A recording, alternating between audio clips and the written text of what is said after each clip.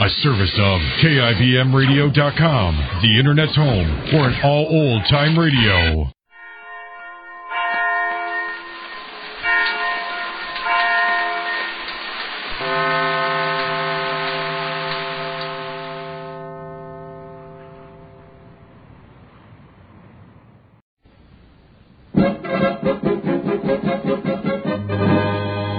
Jerry of the Circus.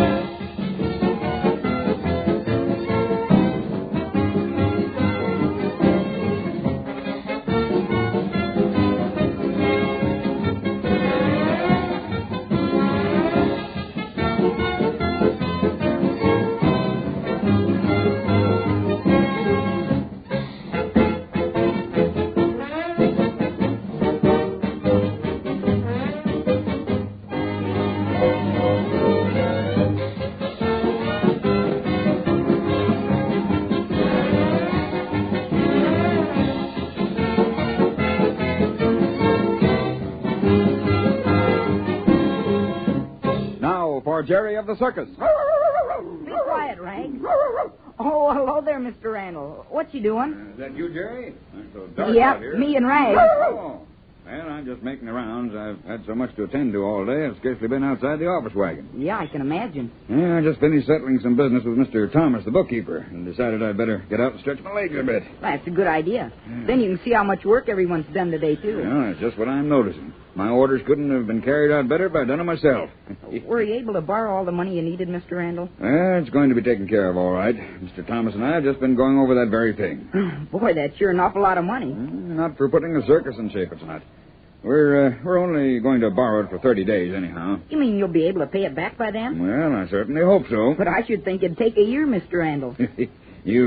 You forget, Jerry, that the circus is an all-year-round job, but it only makes money during the season. Yeah, I can see that. So, although it seems like an awful lot of money to make in so short a time, it's got to pay tremendous bills all the year round, or the circus wouldn't be a going concern. I guess that's so, all right. I think we'll be able to square ourselves in a month. If not, then we'll just have to get an extension on the loan. You see, we don't want to pay interest on so much money for longer than necessary. Oh, of course not. Have you seen Jason, Jerry? No, he didn't come in to dinner. No? Someone said he's been awful busy with the lions. Oh, well, I thought I'd drop by and see him. I'd like to see him myself. I got so busy helping Uncle Dan this afternoon that... Gee, we showed hundreds of people over the lot today.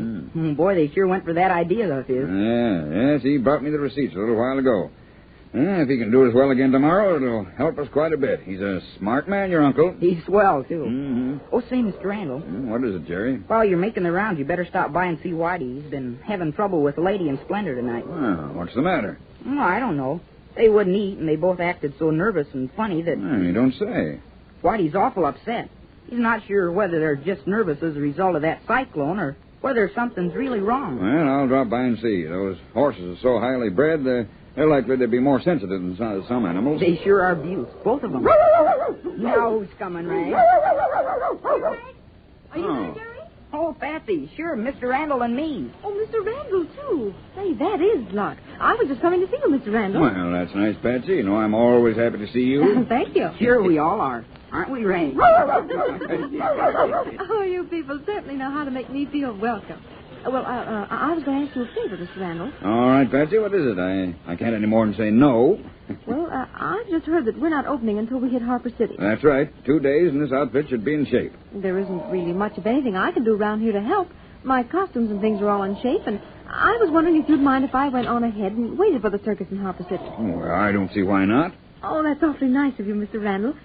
You see, this inheritance thing has come up, and I'm supposed to see some lawyers there. No, that's right. I forgot all about that, Patsy. Gee whiz, that's sure exciting, Patsy. Do you know yet what... So far, I don't know a thing about it, Jerry. But the estate is being handled from there, and I thought it would simplify matters if I could get there and have things cleared up before we open. Well, it's a very good idea. Those inheritance things often involve a lot of red tape. Don't I know that? All the trouble I had trying to get that safety deposit box Dad left. Why, it was weeks and weeks. So you see, an extra day or so there might help out a lot. My dear young lady, you go right ahead. We'll miss you, but you go ahead. When were you planning to leave? Well, there's a night train leaving here about 11 o'clock. Mm-hmm. I'll be there in the morning. Well, that's fine, Patsy. Got someone to take you to the station? Oh, I can manage. I'm used to taking care of myself. I'll tell you what, Patsy. Uh-huh. We're going to see Jason now. I'll tell him you're leaving, and he and I'll ride over with you, huh? Oh, that's sweet of you, Jerry. But it isn't at all necessary. Oh, gee, we'd love to. Mr. Randall and I were just heading for Jason now. He missed dinner, and we wanted to see what was wrong. Yeah, it's the detective in us. Yeah. All right, Jerry. But if it's inconvenient, don't you bother. I'll be in my wagon packing. I've got a good hour yet. Okay, I'll be over in a jiffy. So long, Patsy. Bye, Jerry. Goodbye, Patsy. Take good care of yourself. I will. And thanks loads, Mr. Randall. Oh, I almost forgot you, Rag. Bye, and you'll be a good dog. Gee, she's swell, isn't she, Mr. Randall? Yeah, one of the nicest girls I've ever met in the circus business, and that's saying something. Well, here are the cages. Yeah. Gee, it's kind of dark along here. Seems funny this early in the evening not having it all lit up for the show. Yeah, it does, doesn't it, Jerry? Yeah. Almost like a ghost circus. I wonder where Jason could be. That's strange. I can't imagine he's leaving the lot. Hey, what's that? Sounds like a good, healthy snore to me. Do lions snore like that? I never noticed before. Sounds a little too human to me. Oh, here it comes from this bale of hay. Jason! Oh. He's sound asleep, Mr. Randall. So that's why he didn't come to dinner. Don't wake him up, Jerry. You mean you think he slept right through? Well, I wouldn't be surprised. Poor man, he's probably exhausted. He was worried early this morning about Street, that panther of his. And then with a cyclone and all, he probably was all in. Well, come on, Jerry. We better let him sleep. What's that? Who's there? Oh, gee, we didn't mean to wake you, Jason. Was I asleep? Were you asleep? Listen, man, you should have heard yourself snore. Really? Was it bad? No. Just got your prize panther all worked up, that's all. Yeah. Poor Street. He's been wild all day. Well, did you sleep through dinner, Jason? No, Slade brought me a bite, but I didn't want to leave Street. He's mean today. I'm not sure what's wrong. No, probably just the after effects of the cyclone. Probably. But he's too valuable to risk. So I thought I'd camp out here tonight just in case.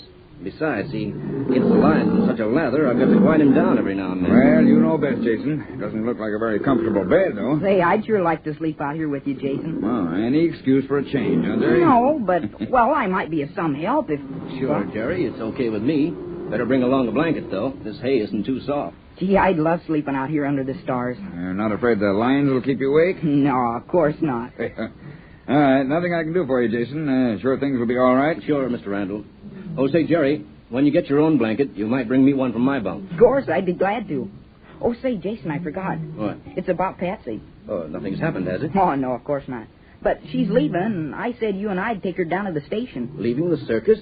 What are you talking about? No, Jason. She's just going on to Harbor City. She's got that inheritance business to attend to. She'll be there when we open. Oh, well, that's different. But what about taking her down to the station tonight? I'd sure like to, but... I think you'd better not leave your animals, huh, Jason? Well, it really would be better for me to stay here. Oh, that's okay, Jason. I'll explain.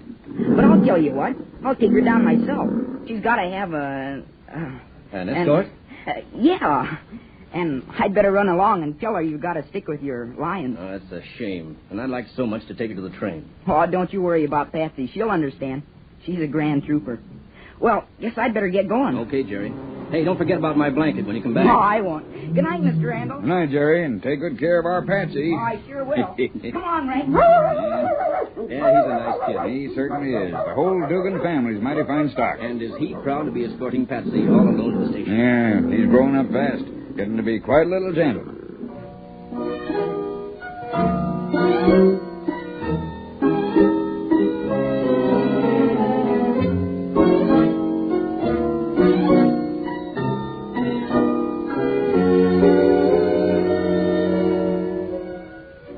Boris, where have you been all evening? Not so fast, Olga. Who do you think you are talking to? I know. But I've been looking all over you Since what? since I heard about Patsy. Did you know she was leaving tonight? What? Leaving? What are you saying, Olga? Patsy is going to Harper City tonight, catching the night train. She's not leaving the show. Of course not, but she's going on ahead to Harper City. You see what that means, Boris? Ah, yes, I do see what you mean. The inheritance. Of course. A fine, attentive suitor you are.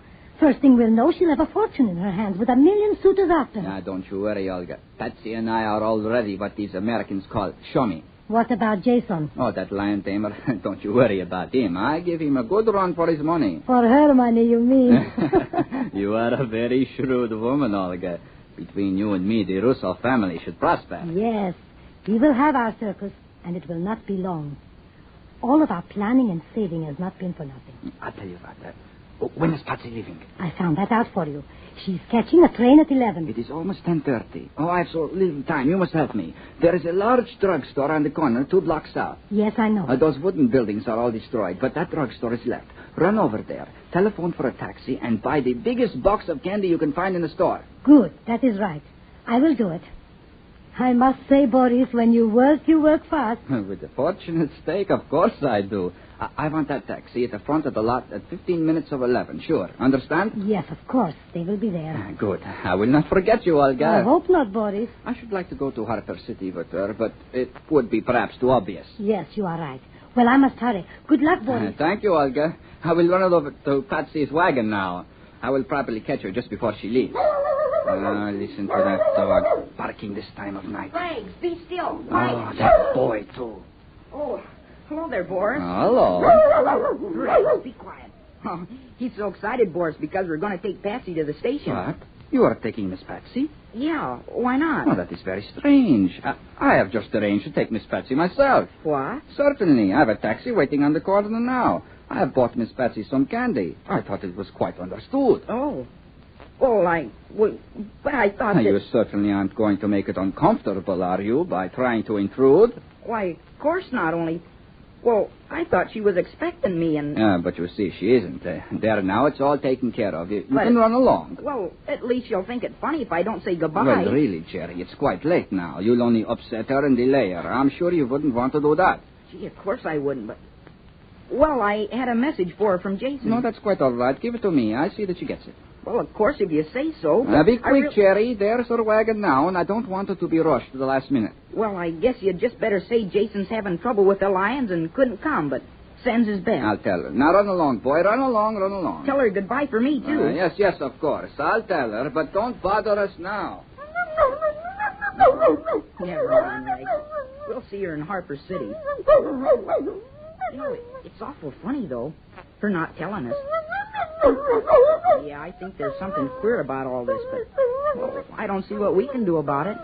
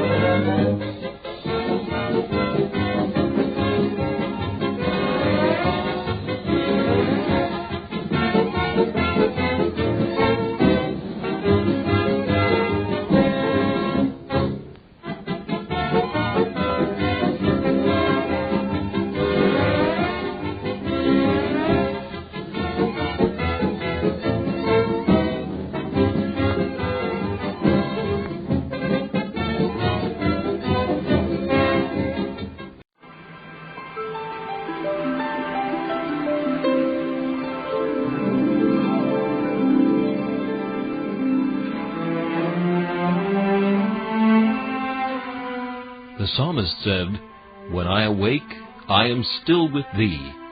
For the child of God, seeking the presence of the Lord is essential as each day begins. To help you in starting this day with God, we offer a brief devotional meditation from morning and evening, a collection from the pen of one of the greatest preachers of all time, Charles Haddon Spurgeon.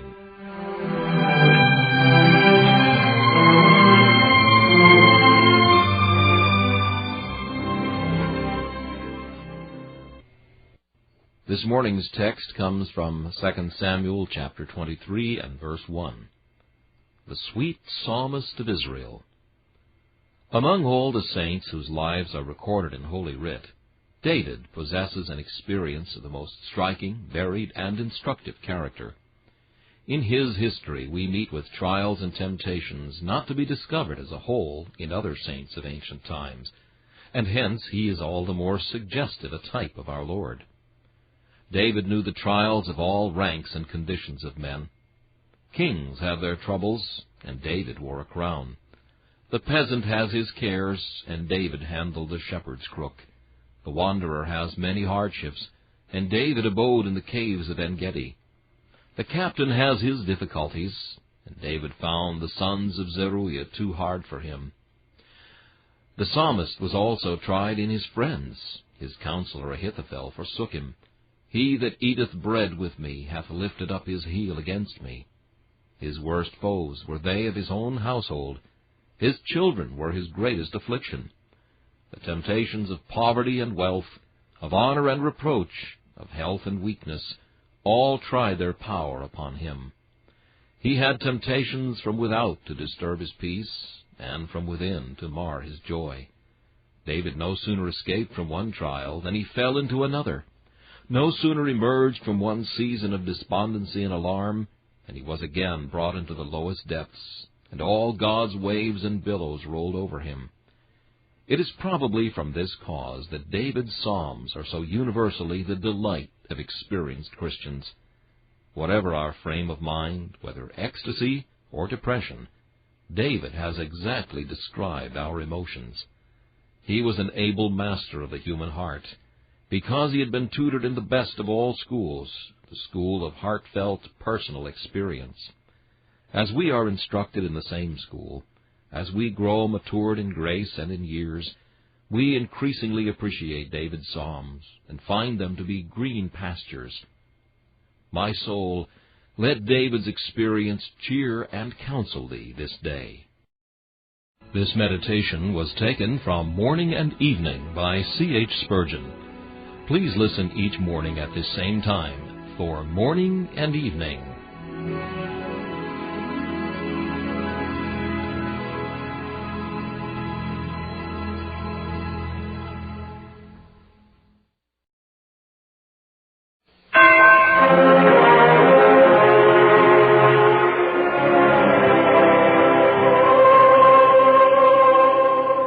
The greatest story ever told.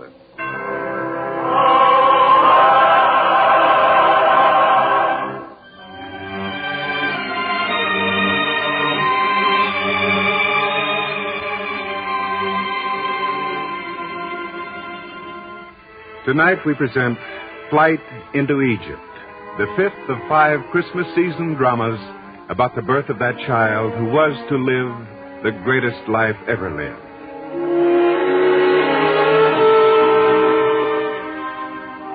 The scene, the bustling city of Jerusalem, a city of secrets which the oppressed pass among themselves concerning the oppressor. But one bit of gossip passes freely this day among all the people and among their oppressors as well. And even now it has reached into the palace of cruel Herod, who stands looking down from his balcony. Your Majesty sees something below in the streets? Tell me what you said before. About the people? About those shepherds. Oh, that. Well, these shepherds were heard to be going about Bethlehem speaking about a child, a miraculous child. Some said they were drunk, but others said they were inspired in a holy way. And the child? What about the child? Well, the shepherds were saying that the child was born to become king of the Jews. Ah, Oh, surely you don't believe that any child born in Bethlehem of poor parents could ever grow to be king here? It happened to David, didn't it? He was a poor shepherd, wasn't he? He became a king. But those were other times, Herod. You can't allow yourself to be upset by every passing bit of gossip. Gossip runs rife at a time when great events are taking place. And this order to go and be counted for the Roman tax is such an event. Be quiet, Asa. Your Majesty is troubled. Asa. Yes, Majesty. We must get to the bottom of this. I want spies sent to Bethlehem immediately. I want inquiries made. I want those shepherds brought here to me. I'll find out what all this talk about a king being born really means. But, Majesty, your position is secure. The king's position can never be secure. Do as I say. Dispatch men to Bethlehem at... Quickly. Open the door. It may be more news. Yes, Majesty. Well, come in. Come in. If you have word, come in. Majesty, news, important news. Well? Visiting dignitaries, and we've made no preparations to receive them. Who comes visiting me? I'm expecting no one. What are you talking about? What are you trying to do? Please, Majesty, I'm only telling you what happened. Well, tell it all. Quickly. Majesty, 3 men have come through the main gate of the city this morning. They're obviously important men, not mere travelers, but emissaries from another land. They're well-dressed, riding fine camels, and one camel is devoted to carrying fine gifts, beautifully wrapped. Gifts, eh? For me, no doubt. They've come seeking a favor. I don't think so. What do you mean, you don't think so? The way they talked. Our sentries followed them just to be sure. Well? The 3 men didn't come to the palace. They went among the people, asking one question. And the question? Majesty, I only quote them. Speak up! They asked, "Where is he that is born King of the Jews?" Majesty, please. Take your hands off me, sir. I'm all right. 3 men come seeking the King of the Jews. There was more, Majesty. More? They said they'd seen his star in the east and came to worship him. This must be gossip. The captain of the guard heard it himself. Shall I bring him to you? Yes, at once. Now, wait. Majesty? Bring me the high priest of the temple first. Yes, Majesty. And as for the 3 men, I want them watched.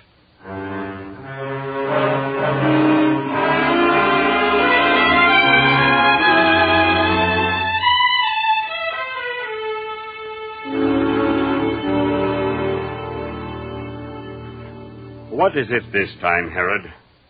Another order that will be painful to the people? You priests are always worrying. Well, this time I only want a little information about your religion, your folklore. They are not the same. Of course not. Badly phrased thought.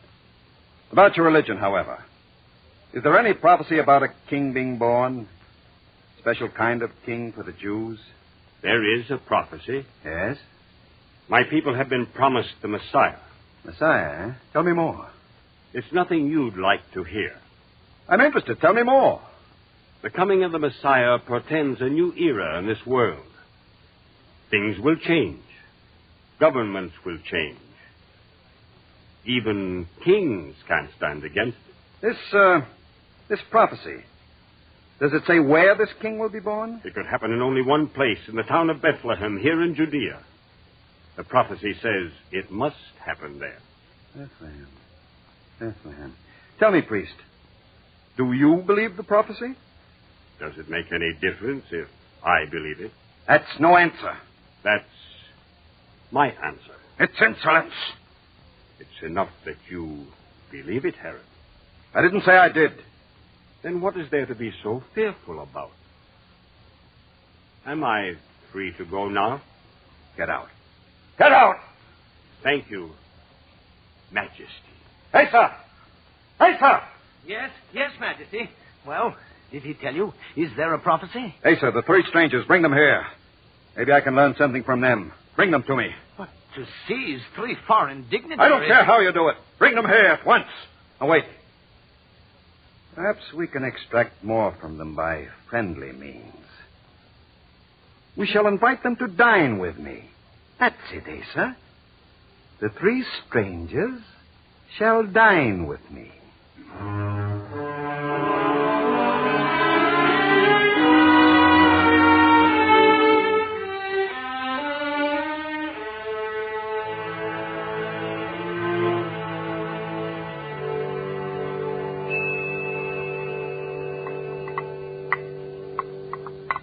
And so you came from your native land to visit Judea? May I correct your Majesty?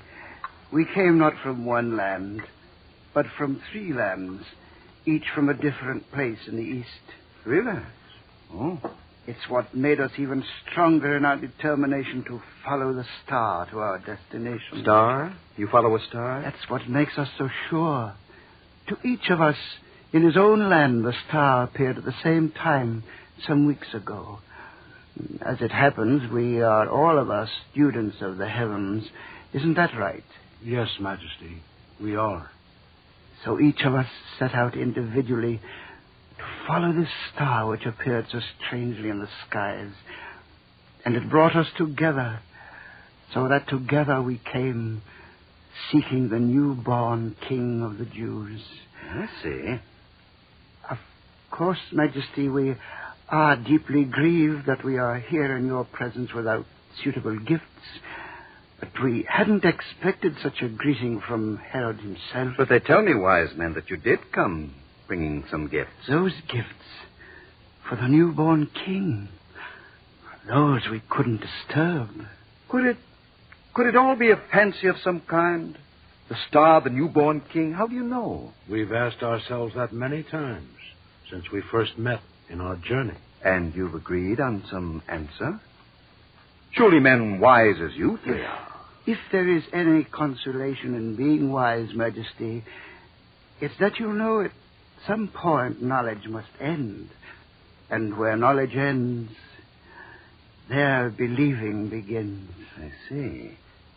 So you'll search till you find him? We must. We must worship him. We must lay our gifts before him. Surely I can do no less myself. I, for one, don't understand. Such a child born in my province. I should pay him honor, too. And I will. Wise men, do me a great favor. If we can? You can. It's a simple thing. When you find the child, come back to me. Let me know where he is, who his parents are. I want to worship him, too. Majesty, we'll do it on our way back. Good, good. This child shall receive such attention as was never paid to any child before. Believe me.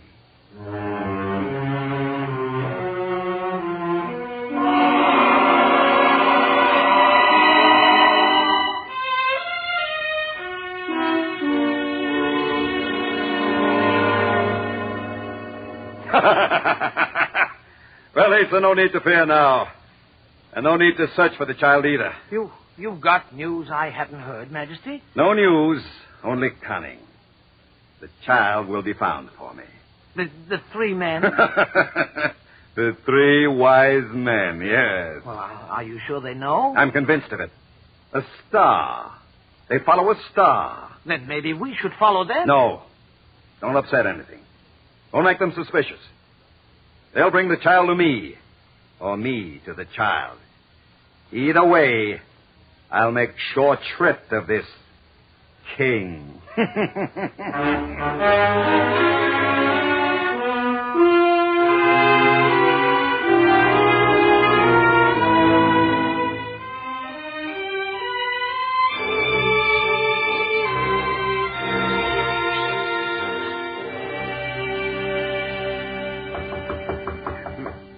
To intrude so late at night. We must, Caspar. This is the place, isn't it? We've been to all the other inns. It's this inn, no doubt. Who's there? No room, no room. We've come seeking a child here. Child? What is it with this child that so many come seeking him? You mean there were others? Shepherds came a few nights ago, just as you. Did you hear, my friends? Others have sought him out, too. This is indeed the child. May we enter? I told you there's no room. We only want to see the child. Then come in. It's this way. They're no longer in the stable. Come. This room here.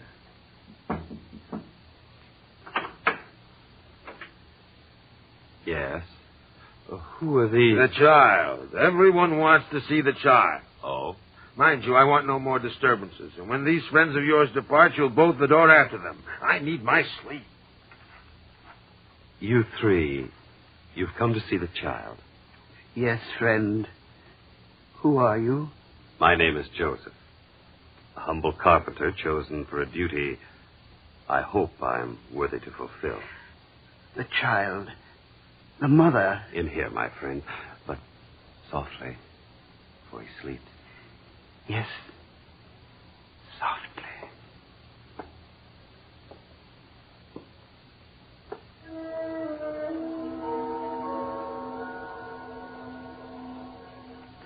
The child.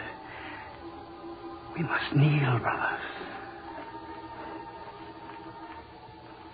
Mary. Mary, they worship him.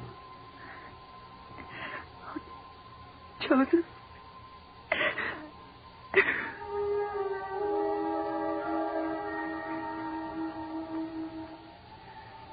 And the mother. We've sought you and the child a long time, across desert waste and plains and mountains.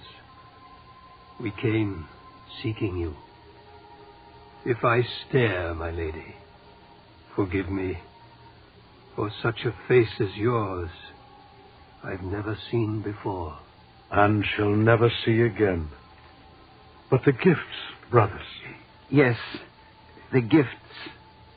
For the child, Joseph. We brought him gifts. I lay mine at his feet. Gold. Frankincense. Myrrh. Gifts. Mary, gifts for the child.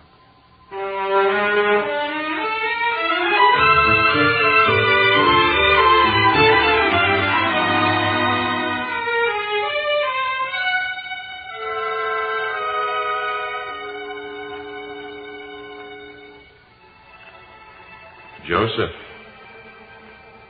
Joseph. Who calls? It's a voice I've heard before. Joseph. You. The angel. The angel. Why have you sought me out a second time? Have I failed? Joseph, arise and take the young child and his mother and flee into Egypt. And be thou there until I shall tell thee. For Herod will seek the young child to destroy him. Destroy the child? No. We'll flee now in the dark of night. I've heard your word, and I will take them, mother and child, away from this place. And may the night be long and dark to cover our flight.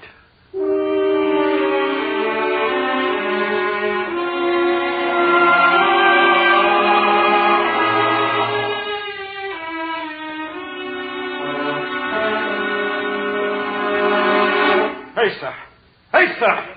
Yes, Majesty. There must have been some word of those three wise men. Nothing yet, Majesty. I await reports every moment. But they said they would return. They did not return. And no trace of them?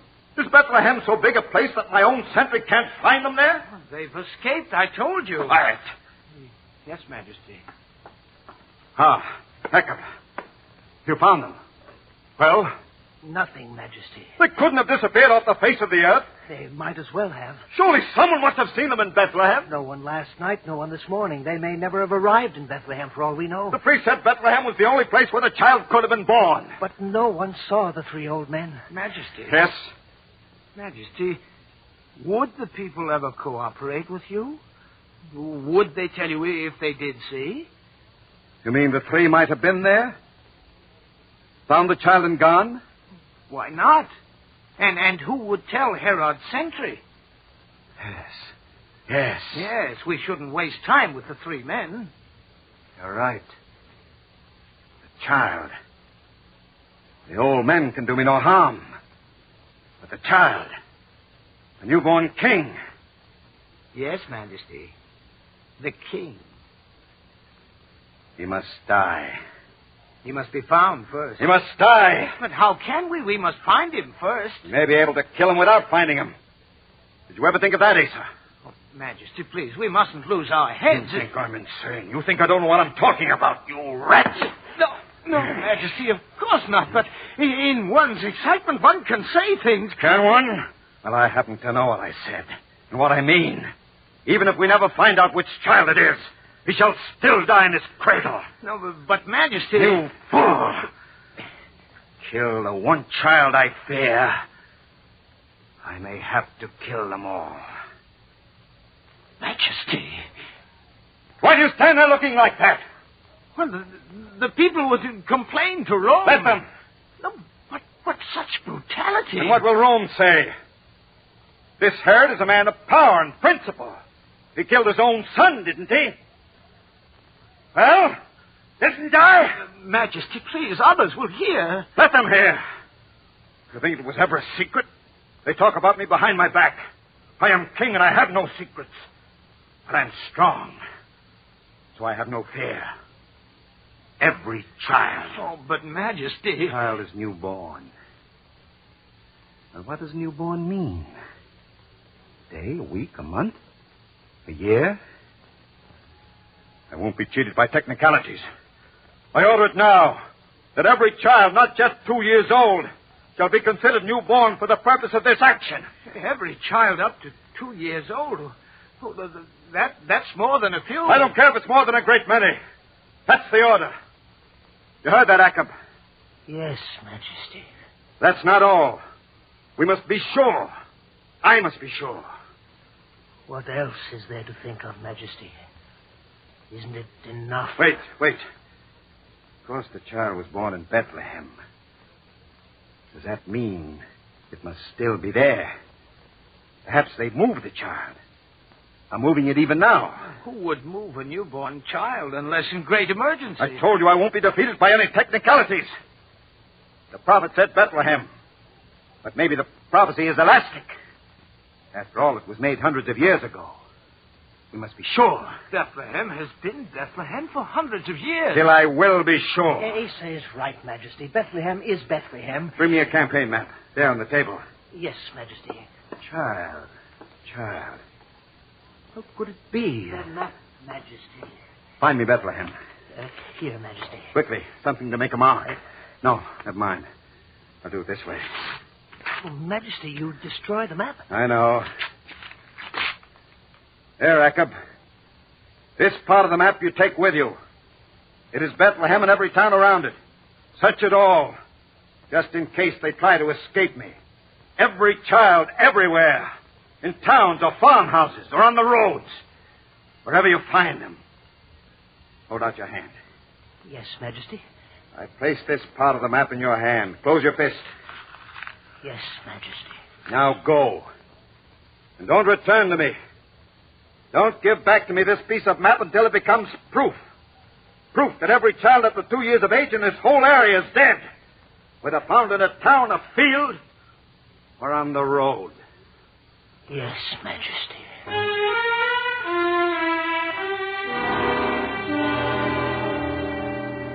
How long can it take? Oh, please, Majesty, calm yourself. The order is being carried out. I know. But I can't seem to rest till I hear it from Jacob himself. This is a day they won't forget. Don't worry about them.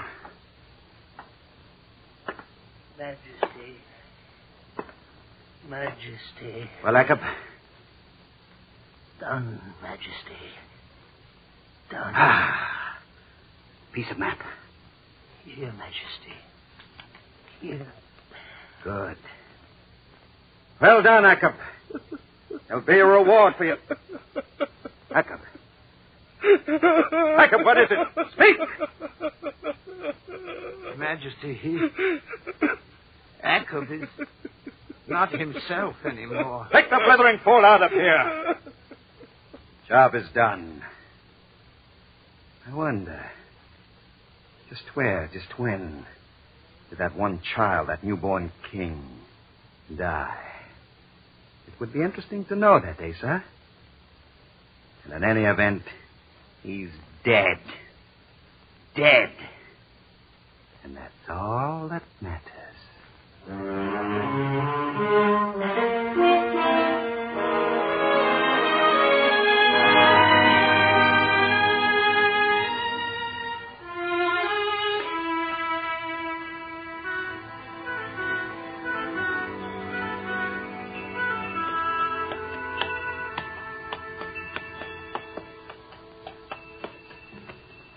Ah, Mary, it's been a long night. And Judea is almost behind us now. Once our people fled from Egypt. Now we flee there for safety. Over the same road, through the same desert of Sinai. Even past the mount where the 10 Commandments were handed down. We follow the voice of the angel now, as we did before. All will be well for you, Mary, and for the child. Oh.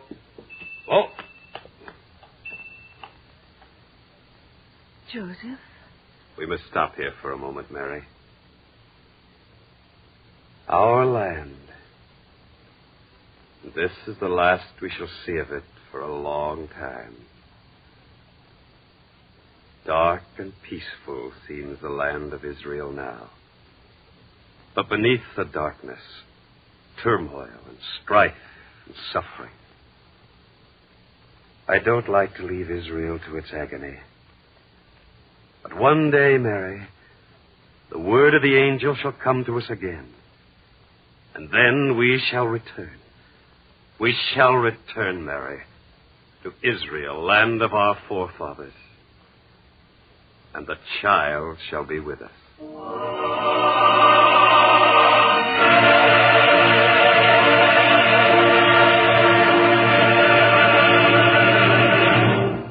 Next week, on this same network at this time, we'll present Our Father which art in heaven. Another episode in the greatest story ever told, from the greatest life ever lived.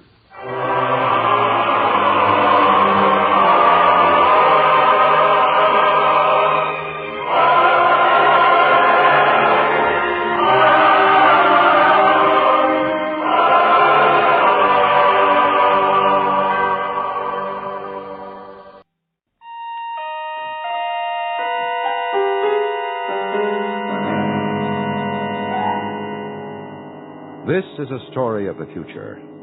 When the great events depicted will happen, no man can foretell. But the fact of their happening is foretold in the Bible. This is a story of the day of the Lord, when all those from the beginning of time will be summoned to final judgment. The Bible tells us much of what will happen on the day of the Lord, and of the time immediately preceding it. On the day of the Lord, there will be as many stories to tell as the number of people who lived on this earth. This could be one of them.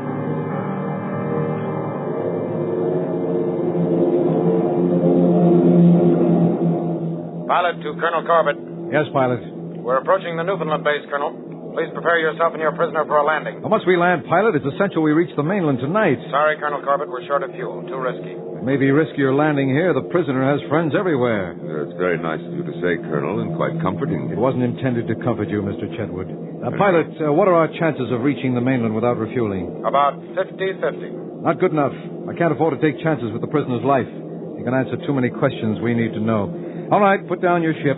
First, contact the mainland and tell them we'll be delayed. Sorry, Colonel, something's wrong with the radio. Wrong? I can't reach the mainland. I can't even reach the control tower. We'll have to come in blind. Signing off. Colonel, if you're worried about the pilot being one of us, I can assure you he's not. That makes me even more suspicious. We don't lie, Colonel. That's a policy of your leader. If our leader has done nothing else, at least he's exposed every charlatan practice you preach. He's made your beliefs a laughing stock. Yes, he's made us seem foolish to many people. How many countries still practice religion? I admit he's destroyed the faith of many people, even nations, but we are still teaching in all countries. Because we permit it. Nobody listens except a few fools. There are more than a few. Your leader hasn't done as well as he thinks. Fasten your safety belt. The landing may be dangerous. I'm ready. We have to leave the ship. Stay close to me. As you wish. If your friends try anything, I want you between us. I've never advocated violence, my young friend. No, all you've tried to do is overthrow the government. Not the government, your leader. Keep quiet. We're about to land.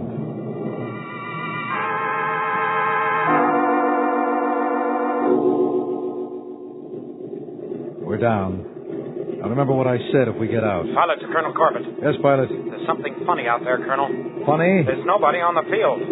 Ridiculous. Look out the window and see for yourself. He's right, Colonel. Not a soul in sight. But all the field lights are on and the buildings alight in every window. But no people. Strange. Pilot, come back in here. Bring your gun. Yes, Colonel. Find out what this is all about. 1,000 men don't vanish from a military base without just... You wanted me, Colonel? Yes, you go first, pilot. Drop to the ground and have a look around. Yes, sir. Keep your gun handy, and at the first sign of trouble, get back in. If necessary, we'll take off again. Pilot. Yes, Colonel. Don't get out of earshot. I won't. See anything? Nothing else, sir. If this is your doing, Chetwood, it means one more crime you'll answer for. Really, Colonel? Would it make the punishment more severe? It will if I have anything to... Where did he go? I told him not... Pilot! Here I am, sir. I circled the field around the plane, not a sign of life. It looks like the base has been evacuated. In time of war? Nonsense. They're here somewhere. No, sir. Look at the field. Not a ship on it. There's usually 50. Look at the hangars. Empty. They must have all taken off. It's unheard of. Pilot's right, Colonel. I must confess I'm as curious as you are. There's a reasonable explanation. There must be. The radio tower. Come along, Chetwood. We'll find out what this is all about. This way. I'm coming. Pilot, if there's any funny business, don't hesitate to shoot. I'm ready, Colonel. Can you operate the radio on the control tower? I think so. Good. No, don't go in yet until I take a look. Yes, it seems all right. Chetwood, suppose you go in first. Gladly, Colonel. Here I am. Cover me, pilot. Yes, sir. Well, Colonel, you see? Nothing. No one here to rescue me. Come in, pilot. Coming, sir. Jumping Jehoshaphat. Did they leave in a hurry, or did they leave in a hurry? Look, all their personal effects still on the desk. There's a logical explanation. We've only to look for it. Now, pilot, upstairs to the radio tower. We'll follow. You're next, Chetwoods. And remember, I'm right behind you with my gun. Colonel, I wouldn't miss the news for all the world. Bless me, I haven't found anything so exciting since my escape from your leader's jail. Here we are. Any luck, pilot? The radio was on, sir. Just the way they left it. But I'm not getting anything. You should be. Headquarters is never off the air. I know that, Colonel, but they're not sending now. Then you try sending. Yes, sir. Newfoundland base to mainland. Come in, GHQ. Come in, please. GHQ. Nothing, sir. Do you want me to try our European bases? No. Keep trying for headquarters. You, Chetwood, come with me. You're not leaving, sir. Are you afraid to be alone, pilot? No, sir, but I don't like it. I don't like it at all. Nor do I. Come along, Chetwood. We won't be far away, pilot. If you want me in a hurry, fire your gun. This way. Are you afraid, Colonel? Of what? Of nothing? I think you are. Here. Walk to the fuel pump. And what's there to be afraid of? We're 6 hours from home. It's simply a matter of fueling the ship and taking off. Taking off for what, Colonel? The mainland is silent. I think you know more than you're telling. I know as little as you, but something drastic has happened, Colonel. Why a deserted military base in wartime? Seems impossible with our defenses, but it must be an enemy attack at home. An attack or a conquest? You'd like to believe that, wouldn't you? Perhaps if I faced what you faced, I'd wish it too. You know as well as I that the enemy would have no more mercy on you than we would. For all your treason, you never went over to them. Well, their leadership is no better than yours. I must admit you amaze me, Chetwood. You make light conversation out of treason. I don't consider fighting evil to be treason. It's my duty. And it's mine to take you in. I almost regret having to do it. You certainly seem harmless enough to me. I don't know why the leader should personally interest himself in your capture. Because I speak the truth. The one thing he fears. Here, hold the light. Seems to be something wrong with the fuel pump. It works all right, Colonel. It's just that it's empty. What? Dry. Yes, of course. Well, we're in for it now. We'll have to stay until they return. If they return. They will. Come on, we better turn off the lights on the field. We're lucky we weren't spotted already. The main switch should be in the control tower. Yes, and perhaps the pilot has managed to raise someone on the radio. And, Colonel, perhaps we should forage for food. It's been a long time between meals. Food. It's the last thing I want now.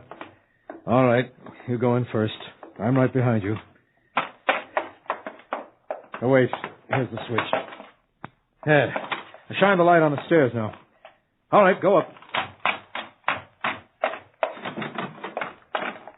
Oh, here we are. Pilot, is there anything on the radio? Where's the colonel? Oh, Colonel Corbett, I got something, but it didn't make much sense. It was an emergency call for serum. Serum? From the mainland? What kind of serum? I couldn't catch it. Something I never heard of. Serum, Colonel. And that explains everything. The plague. Your troops returning from the Oriental Front would have brought it back. It must be sweeping the country. Well, at least now we know. It's terrible, of course, but at least rational. Headquarters must have ordered the complement of this base home to maintain order, or to prevent the enemy from invading while we're fighting the plague. The enemy is just as badly off. Broke out there first, and they didn't have a serum for it either. You may not know it, but they're suffering famine as well. Has it struck you as odd, Chetwood? In this day of marvels and wonders, science at its peak, and the world suffers plague and famine. Why, Chetwood? I might be able to answer that, Colonel, but you wouldn't believe it. Well, not that mumbo-jumbo about God having forsaken the world. God hasn't forsaken the world, Colonel. The world has forsaken God. Our troubles stem from that one gigantic fact. Our troubles will be cured in good time. Not by the policies you practice. They only breed more troubles. Colonel, why not try it God's way before it's too late? Don't worry about its being too late. We'll survive and eventually win, and make the world a pleasant place to live in. Pleasant for your leader and a few others in his favor. Colonel, have you read Matthew? Matthew? In the Bible. Certainly not. Matthew foretold the future in a general way. He told of extraordinary perturbations of nature, of wars, pestilence, famine, earthquakes. What was his point? He said these things would be signs of the approaching end of the world. Oh, thank you, Chetwood. I didn't know I had a laugh left in me. Are there any more signs? I could use another laugh. There are other signs, yes, but I think we should ration the amusement. Agreed. We may have a long wait. Chetwood, in many ways, you remind me of my father. Oh? I'm not sure he'd be flattered by the comparison. Oh, but he would. He was one of you. Was? Yes. He was condemned.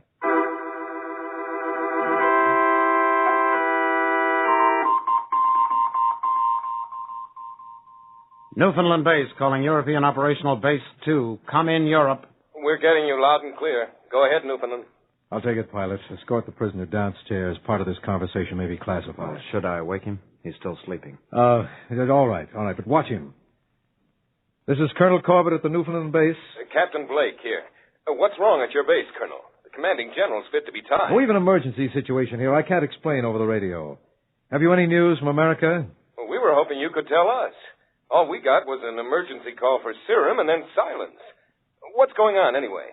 The whole world suddenly seems to have gone topsy-turvy. Have you any instructions for me? Well, the general will have when he gets back. He's out surveying the damage from the quakes. What did you say? I said the general will have when he gets back. No. About the quakes. The earthquakes. Devastating. First, we had an idea it was a new enemy weapon, but all we get out of their radio is gibberish. Some rot about Two people who've come back from the dead after several thousand years. Never heard such hogwash. All right, Colonel. Stand by on this frequency. I'll contact you as soon as the general gets back. Very well, Captain. Signing off now. What do you make of it, Colonel? I don't know. Pilot, you might as well get some sleep. You may not call back for a while. I can't sleep. I tried. I think I'll go down and make some coffee. Yes, I could use some, too. Bring some for the prisoner. He can't sleep forever. I won't be long.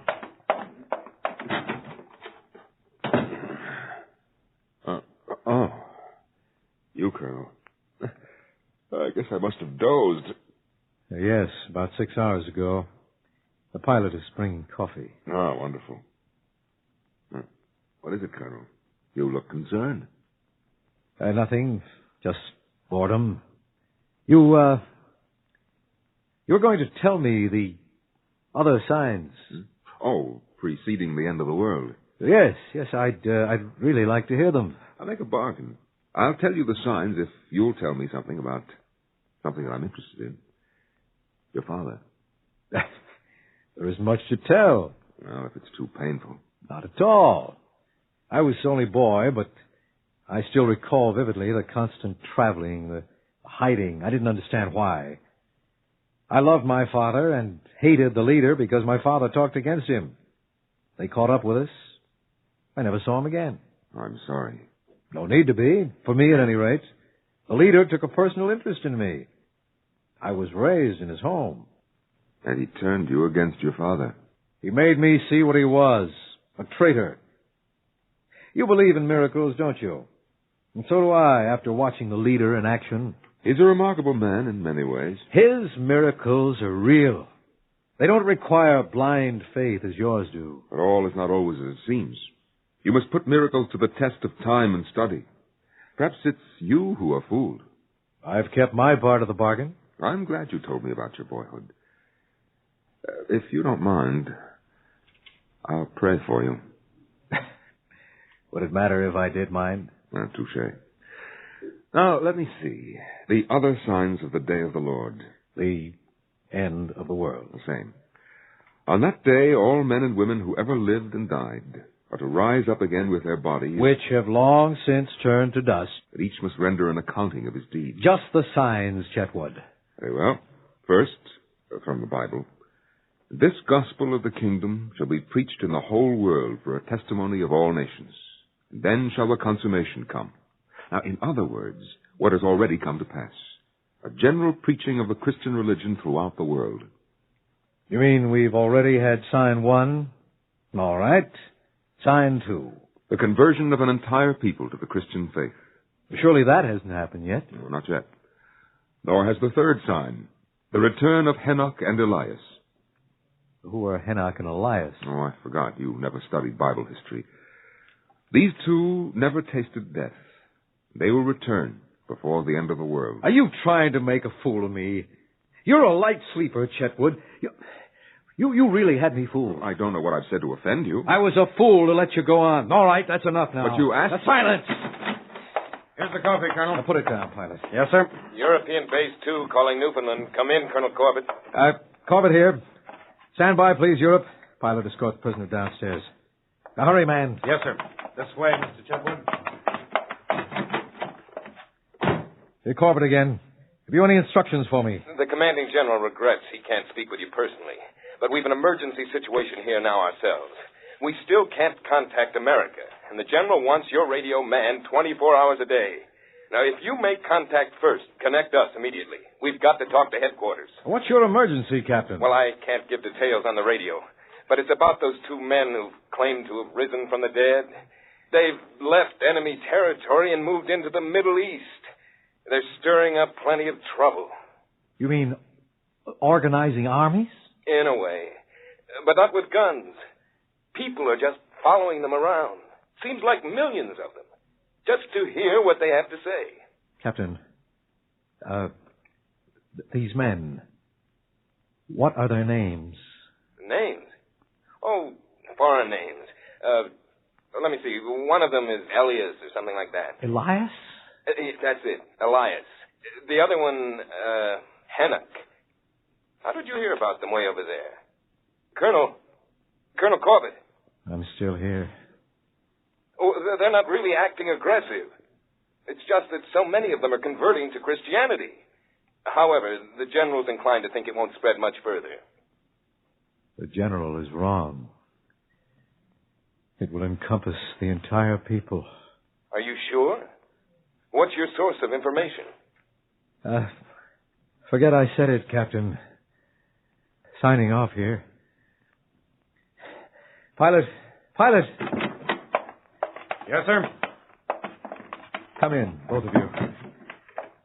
Sit down and drink your coffee before it's cold. I'm sorry I blew up, Mr. Chetwood. What are the other signs? Well, Colonel, the next sign is certain to make you angry. Please. The next sign.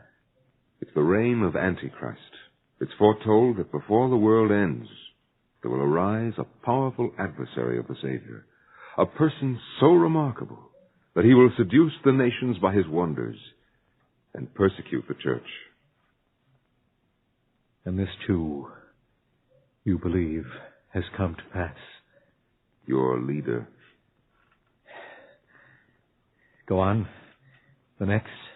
The great apostasy, with the numbers of the faithful reduced, and the abandonment of the Christian religion by many nations. Well, that certainly happened. The following sign is one we spoke of before. Matthew's prediction of war, pestilence, famine, earthquakes. And then? Then, a universal conflagration, which will bring about the end of the world. You mean total atomic war? No. No, the origin of the universal conflagration will be miraculous. You mean you believe that the world annihilated by the hand of God? Not annihilated. But it will no longer be the world we know. That will end. When all the signs have come to pass, the general judgment will take place, possibly right here on earth, with the Son of God sitting in judgment. And I am to be sent to perdition while you go to eternal reward? No, not necessarily.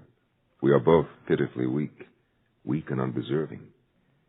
If either of us wins eternal reward, it won't be only because we've earned it. It's still a gift of the Almighty. Your God might bestow this gift on me? He's your God, too.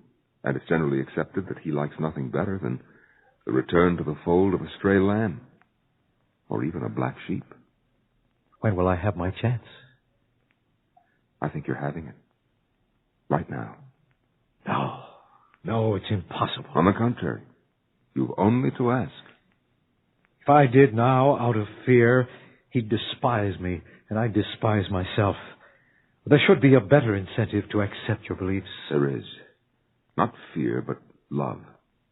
How can anyone love a God he doesn't know? I'll teach you what I can, but mainly by faith. And that's something he'll give you if you ask. Do you want it? I think I do. Yes, I do.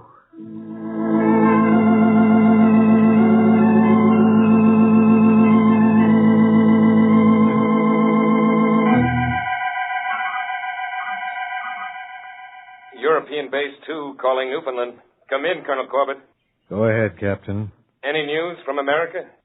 Nothing. How's your situation?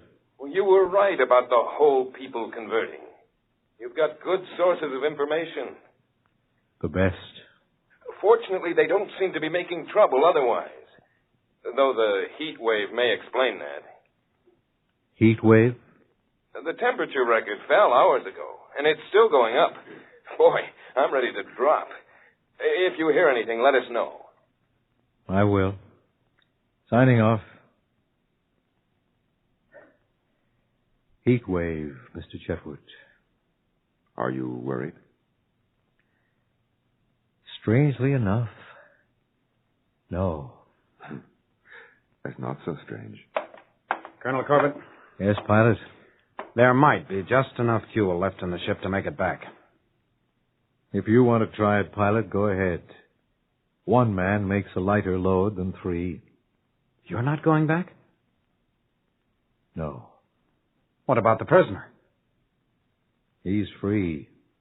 That's treason. If you're going, you'd better take off before it gets too dark. I'm going. And I feel sorry for you, Colonel. Taken in by his drivel. Anyway, good luck. Was that wise, Colonel? I can't play it both ways. Could you? No, I never could. What happens after the conflagration, Mr. Chetwood? Does anyone know? Well, there are prophecies. One is that a trumpet will be heard. A trumpet which will awaken the dead to resurrection. After that, a sign in the heavens, signaling the appearance of the Lord. It's believed it will be a wonderful cross of light. And then, the appearance of the Savior himself. At the general judgment, there will be no secrets. Then each person will understand his own condition fully, and all others will know him for what he was and is. Nothing will be hidden. And many believe the Son of God will pause before each person and say, "Depart from me," or "Come, ye blessed." And that's the end. No. The beginning. The reign of the Lord over mankind will follow. Yeah. The pilot's taken off. I didn't think he'd make it before dark. Why, it should be dark. The sky is so bright. It almost looks like a sunrise. It's getting brighter. And the heat. Yes. I've been noticing it for some time. Look, the sky. Glowing red now. Close your eyes, Colonel. And pray. Yes. It's the day of the Lord.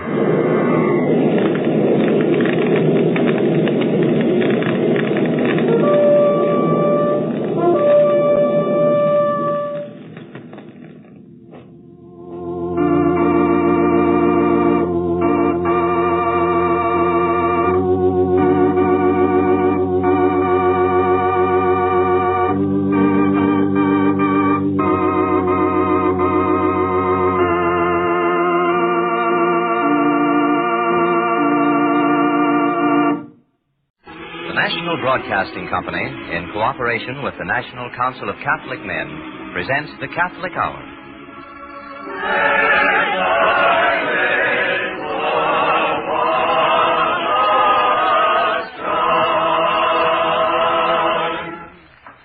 Today's program will consist of music by a unit of the Paulist choristers and an address by Monsignor Fulton J. Sheen. From the great treasure house of plain song, the Paulist choristers select the Lenten chant, Attende Domine. This hymn stands apart for its simplicity as well as richness of melodic line.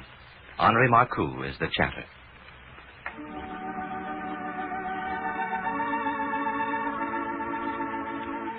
Attende Domine et miserere, quia peccavi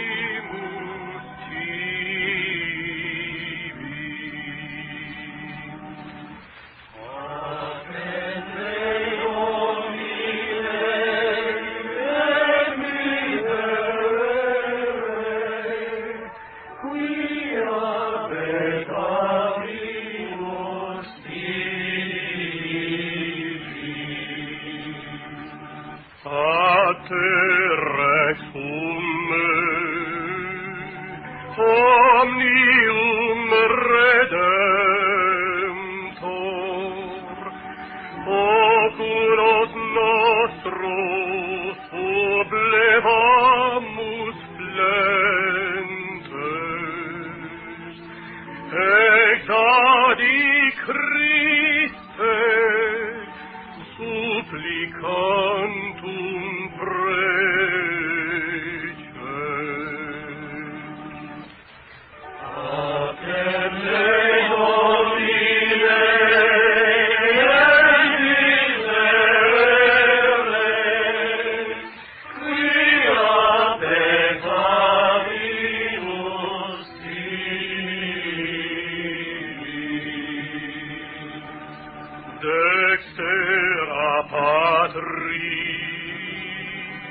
lapis angularis,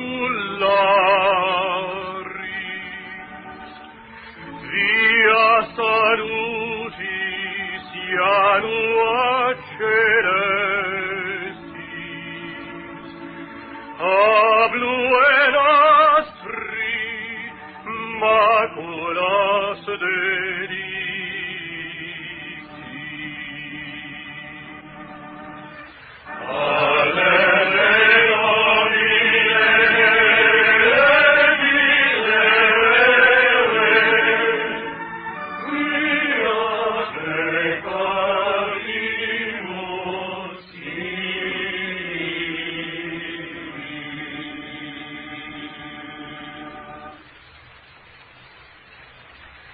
Monsignor Fulton J. Sheen of the Catholic University of America will now deliver the 13th in his series of 17 addresses on the crises in Christendom.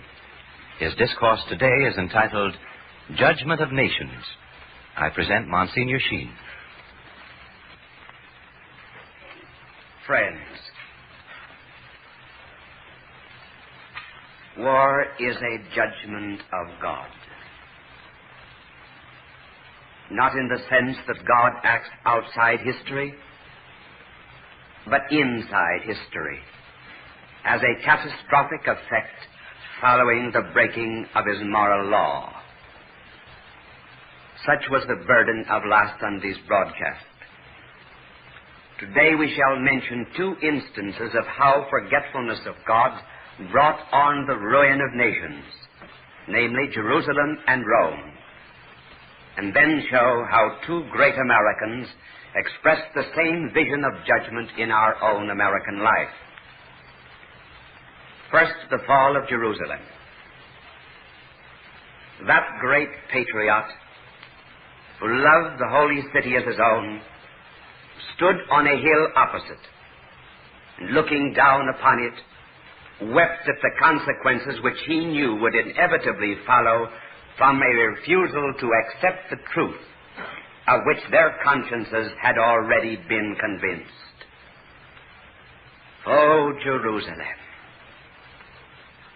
how often would I have gathered together thy children, as the hen doth gather her chickens under her wings, and thou wouldst not.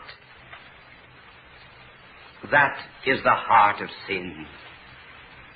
I would, thou wouldst not. Human will set up against divine will. I would have gathered one man, a carpenter.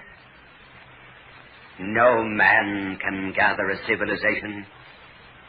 Only the Son of God can gather a whole people. And it came to pass as he had foretold. Vespasian, going to Rome to become the emperor, gave the order to his son Titus on Easter Day in the year 70 to lay waste Jerusalem. The temple was destroyed, as the Savior had said, and not a stone was left upon a stone. History was the stage on which Jerusalem worked out the full effects of its severance from the laws of God. The city hath not known the time of its visitation. Unless the Lord build the house, they labor in vain that build it. The second example of how forgetfulness of God brought on the ruin of nations is the fall of Rome. During the winter of 57-58, St. Paul addressed a letter to the Romans. And a short time later, on the very year of his death, St. Peter likewise warned Rome of a judgment that awaited it because of its sins. Years later, in the year 370, at the mouth of the Danube, of a great Visigoth family, was born Alaric. Alaric himself was probably a Christian. But baptism had not destroyed in him that warlike lust. On 3 occasions he made visits to Rome, the third being on the 4th of August, 410, with horses darting like hawks, and moving battering rams like mountains, he forced the Salarian gate, allowing his soldiers, who were the scum of Europe, to put the metropolis of the earth to sack and to humble the giants of the nations of the world. Nothing has fallen since, like Satan fell from heaven. The fall of the city was terrible. It terrified the whole empire. Not for 800 years, since the taking of Rome by the Gauls in the year 387 before Christ, had the capital of Rome been invaded and outraged by barbaric hordes. Her surprise was greater than her terror, and her shame greater than her surprise. And at the close of that century, the Holy Father, Gregory the Great, standing at the tombs of the apostles Peter and Paul, preached this sermon, affirming the truth of the words of these apostles already mentioned. Today, said Gregory, there is on every side death, on every side grief, on every side desolation. On every side we are smitten, and our cup is being filled with draughts of bitterness. On the other hand, those saints at whose tomb we now are standing lived in a Roman world that was flourishing. Yet they trampled upon its material prosperity with their spiritual contempt. In that world of Rome, life was long. Well-being was continuous. There was material wealth. There was a high birth rate. There was tranquility of lasting peace. And yet when that world was still so flourishing in itself, it had already withered in the hearts of those saints. In other words, almost 4 centuries before Rome fell, Peter and Paul said that it would, because it had forgotten God. Now Gregory, representative of the church that has survived the fall of all civilizations, said that these men of the church knew it would fall. And they saw it when no one else saw it, namely when Rome was strong and the mistress of the world. In their eyes, the city had written its own sentence of death with its own godless hands. And now we turn to our own American history. We find here also a recognition of divine judgment. When Thomas Jefferson wrote the Declaration of Independence, he penned these lines: all men are created equal. He made no exception. All men. But Jefferson kept slaves. And he knew it. To his credit, it must be said that he introduced a law into the Virginia legislature in 1778 prohibiting the slave trade, though slavery continued in the state. Recognizing, however, the inconsistency, and knowing that the blood of some men was in his own time being spilled by other men because they denied equality, Jefferson expressed his fear in these words: I tremble for my country when I reflect that God is just, and his justice does not sleep forever. It was a language almost identical to that which Peter used against Rome. And well might Jefferson be concerned, for any nation which spills blood, either its own or another's, will have its own poured forth in reparation. He who takes the sword shall perish by the sword. And we know well when the injustice was righted and the judgment came. One great man was great enough to see in the Civil War a manifestation of the justice of God, of which Jefferson spoke, and that man was Abraham Lincoln. And these were his words.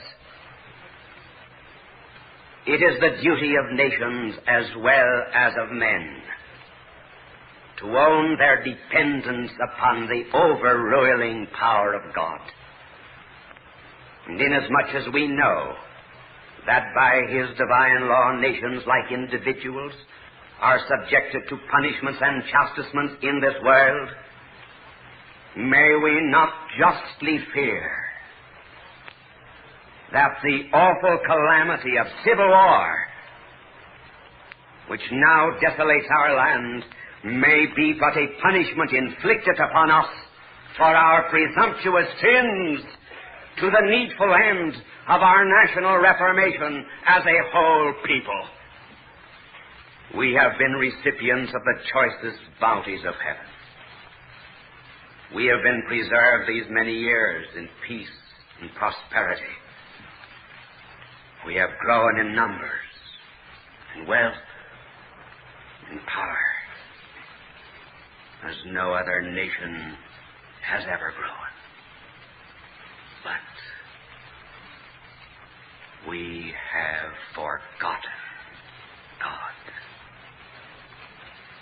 We have forgotten the gracious hand that preserved us in peace, and multiplied and enriched and strengthened us. And we have vainly imagined in the deceitfulness of our hearts that all these blessings were produced by some superior virtue and wisdom of our own. Intoxicated with unbroken success, we have become too self-sufficient to feel the necessity of redeeming and preserving grace, too proud to pray to the God that made us.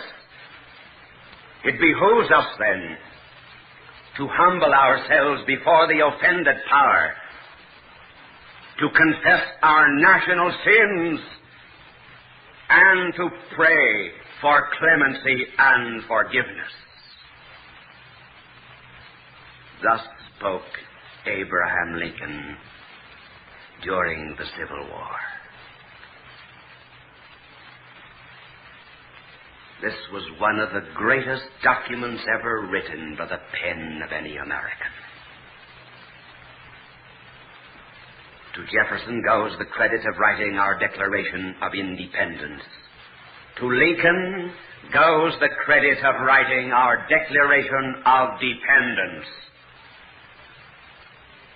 Jefferson said we were independent from tyrants. Lincoln added, we are dependent on God. The ethical complement to our Bill of Rights, Lincoln told us, is our Bill of Duties. If Lincoln could come back today,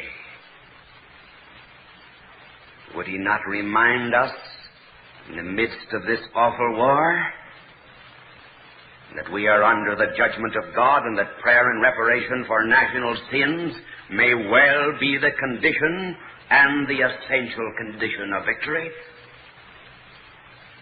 Are we convinced of that truth? How little prayer there is for victory, and how little thanks there is, too, when we win a victory. To make some amendment for these forgetfulnesses of ours, we ask every Sunday that the Jews and Protestants and Catholics spend an hour a day in prayer and meditation. And Catholics should include a daily Mass and Communion in this hour whenever it is possible. Armies alone cannot defeat the cohorts of Satan. We need God's help. And let us pray, therefore, for it. Anyone wishing a prayer book written expressly for this war, we will gladly send it free for the asking. Pray then for victory. And on the other hand, are we thankful to God when we do have victories? What public thanksgiving do you know was there made for the victory at Guadalcanal? The Coral Sea, Bismarck Sea. To the great credit of General MacArthur, it must be said that after his recent victory in the Bismarck Sea, where he lost less men than the Japs lost ships, he wrote in his communique, "A merciful providence has granted us a great victory." And what did the journalists of this country do to that message? One of the most widely syndicated articles ridiculed MacArthur's thanksgiving to God. And when a Rickenbacker is saved at sea by prayer and boys on the rafts are rescued through prayer, and both thank God for their safety, our newspapers write of the prayerfulness of these heroes in the same startled spirit as if these brave men had been saved by goblins. One would get the impression that anyone who prayed in danger is doing something as unusual as for anyone to recite the soliloquy of Hamlet, and that to be saved through prayer was as little to be expected as that Hamlet himself should come to their rescue. The whole tone of the press in these affairs is, imagine prayer. As if no one prayed. As if there were no God. How do we expect? Except by prayer, to make effective indeed the words of the Atlantic Charter. We are on record in the Atlantic Charter as guaranteeing the freedom and integrity of small nations. For example, Poland, Lithuania, and other nations. Now, the Atlantic Charter is a kind of a political counterpart to the Sermon on the Mount, for it is a defense of the weak and the poor. This is no compliment, but a tremendous responsibility, because the Sermon on the Mount prepared for the crucifixion. Oh, how little do those who isolate the Beatitudes from the cross understand that one entailed the other. Our Lord knew that the weak could not be defended except by bearing the slings and arrows of the strong, and that to speak for the poor was to invite a cross from the rich. How then shall our Atlantic Charter, which defends the integrity of small nations, become effective except by bearing the opprobrium of the strong? How shall we liberate the oppressed except by being smitten by the sword of the oppressor? I tell you, the day we wrote that Atlantic Charter, we wrote in ink something that can be fulfilled only in blood. The Atlantic Charter can come into being only as the Sermon on the Mount, by enduring a Golgotha for a few hours from the powerful Caesars of the earth who would swallow up the weak and the infirm. Lincoln saw that when he wrote his Proclamation for Freedom of the Negro, and we must see it too as we proclaim the freedom of the children and the nations of the world. And we will need God's help in order that we may never compromise with the strong. The word God was left out of the Atlantic Charter.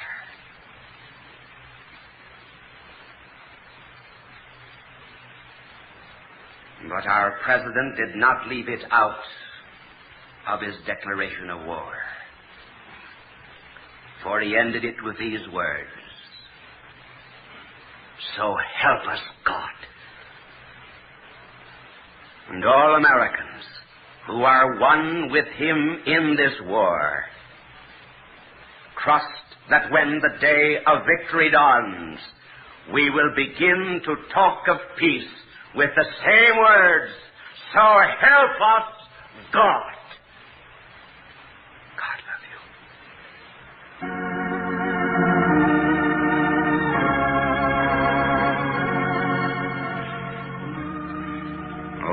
Jesus Christ, who in thy mercy heareth the prayers of sinners, pour forth, we beseech thee, all grace and blessing upon our country and its citizens. We pray in particular for the President, for our Congress, for all our soldiers, for all who defend us in ships, whether on the seas or in the skies, for all who are suffering the hardships of war. We pray for all who are in peril or in danger. Bring us all after the troubles of this life into the haven of peace, and reunite us all together forever, O dear Lord, in thy glorious heavenly kingdom.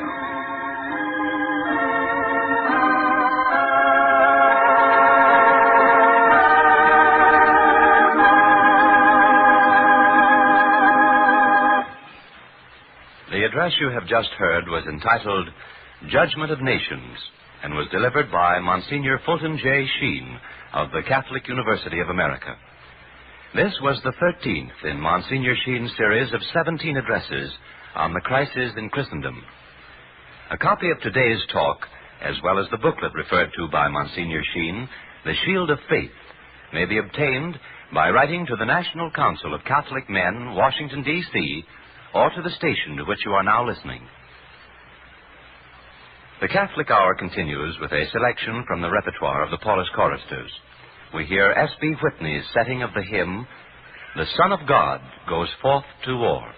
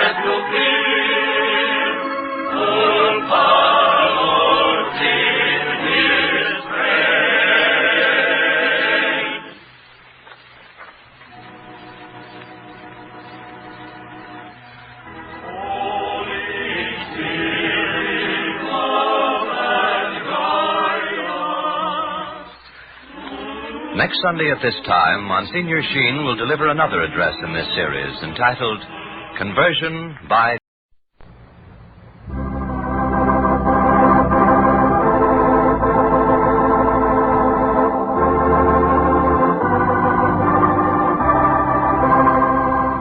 This is the hour of St. Francis.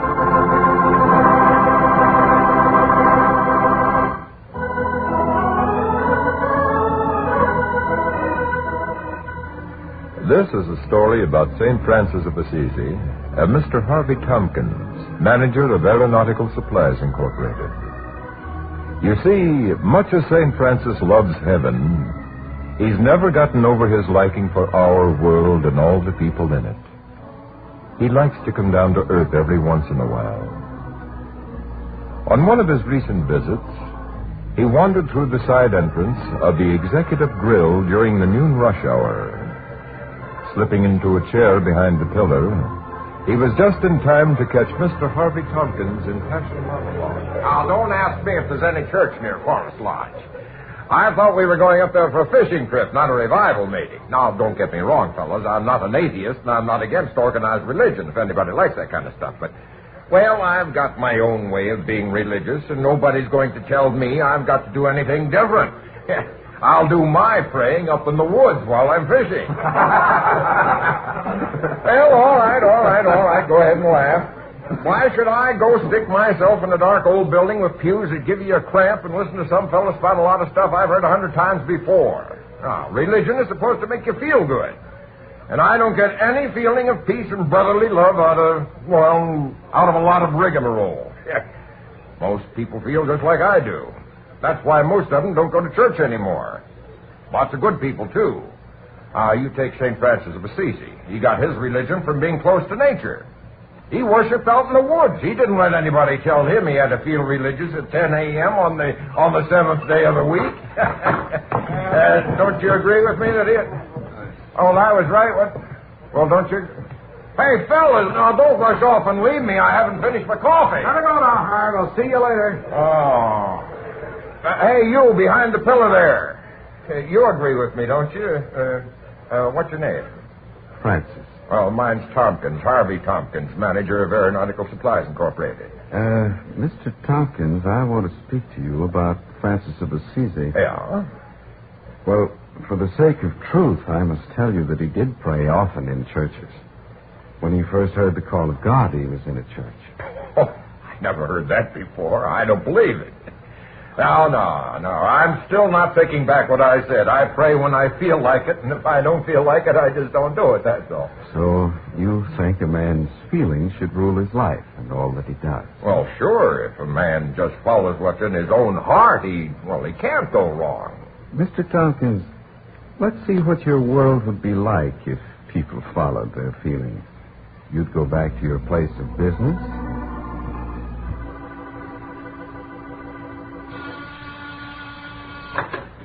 Did you ring, Mr. Tompkins? Ring? I've got the buzzer pushed halfway through the desk. Where the Sam Hill have you been all afternoon? Do you know it's 2:30? What time did you go to lunch? 11:30. Oh, it was such a beautiful day, and I felt like going shopping. I got the darlingest new hat. I've been looking all over for one like this, and today I just had the feeling that Look, if I I'm paying you to work, not window shop. Bring your notebook in here. No, get Carlisle on the phone. I told him to be here at 1 o'clock. Oh, he called while you were out to lunch. He wanted you to meet him at the clubhouse at 1:30. He said he just felt in the mood to break 70 on the Greenways course. But he can't play golf today. He's my attorney, and I've got to have him to close that Martin deal, and we lose $10,000. Oh, my gosh, Miss Peters, where are you going now? I got some dictation. And I've got a date for a swell show. See you soon, boss. Miss Peters, this is my office, and you're my stenographer. And this is your broken-down typewriter that I have to pound on all day. Oh! Now, maybe you'll believe that your typewriter's an old wreck.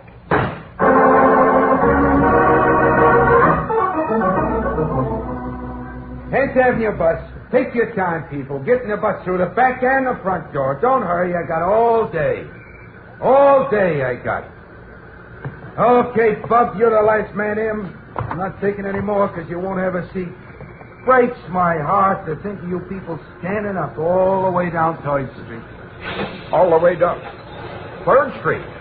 What bus is this? I wanted the 10th Avenue bus. Well, we're going down 3rd Street, and don't tell me I can't because I'm driving. Every day I have to go down 10th Avenue. For 3 years, 6 days a week, I have to go down 10th Avenue. I hate 10th Avenue. But that's your business. You're supposed to operate this bus for the public service. Sit back and relax, Bub. Or maybe you'd like to walk home, huh? I'll take your number. I'll report you. I will see.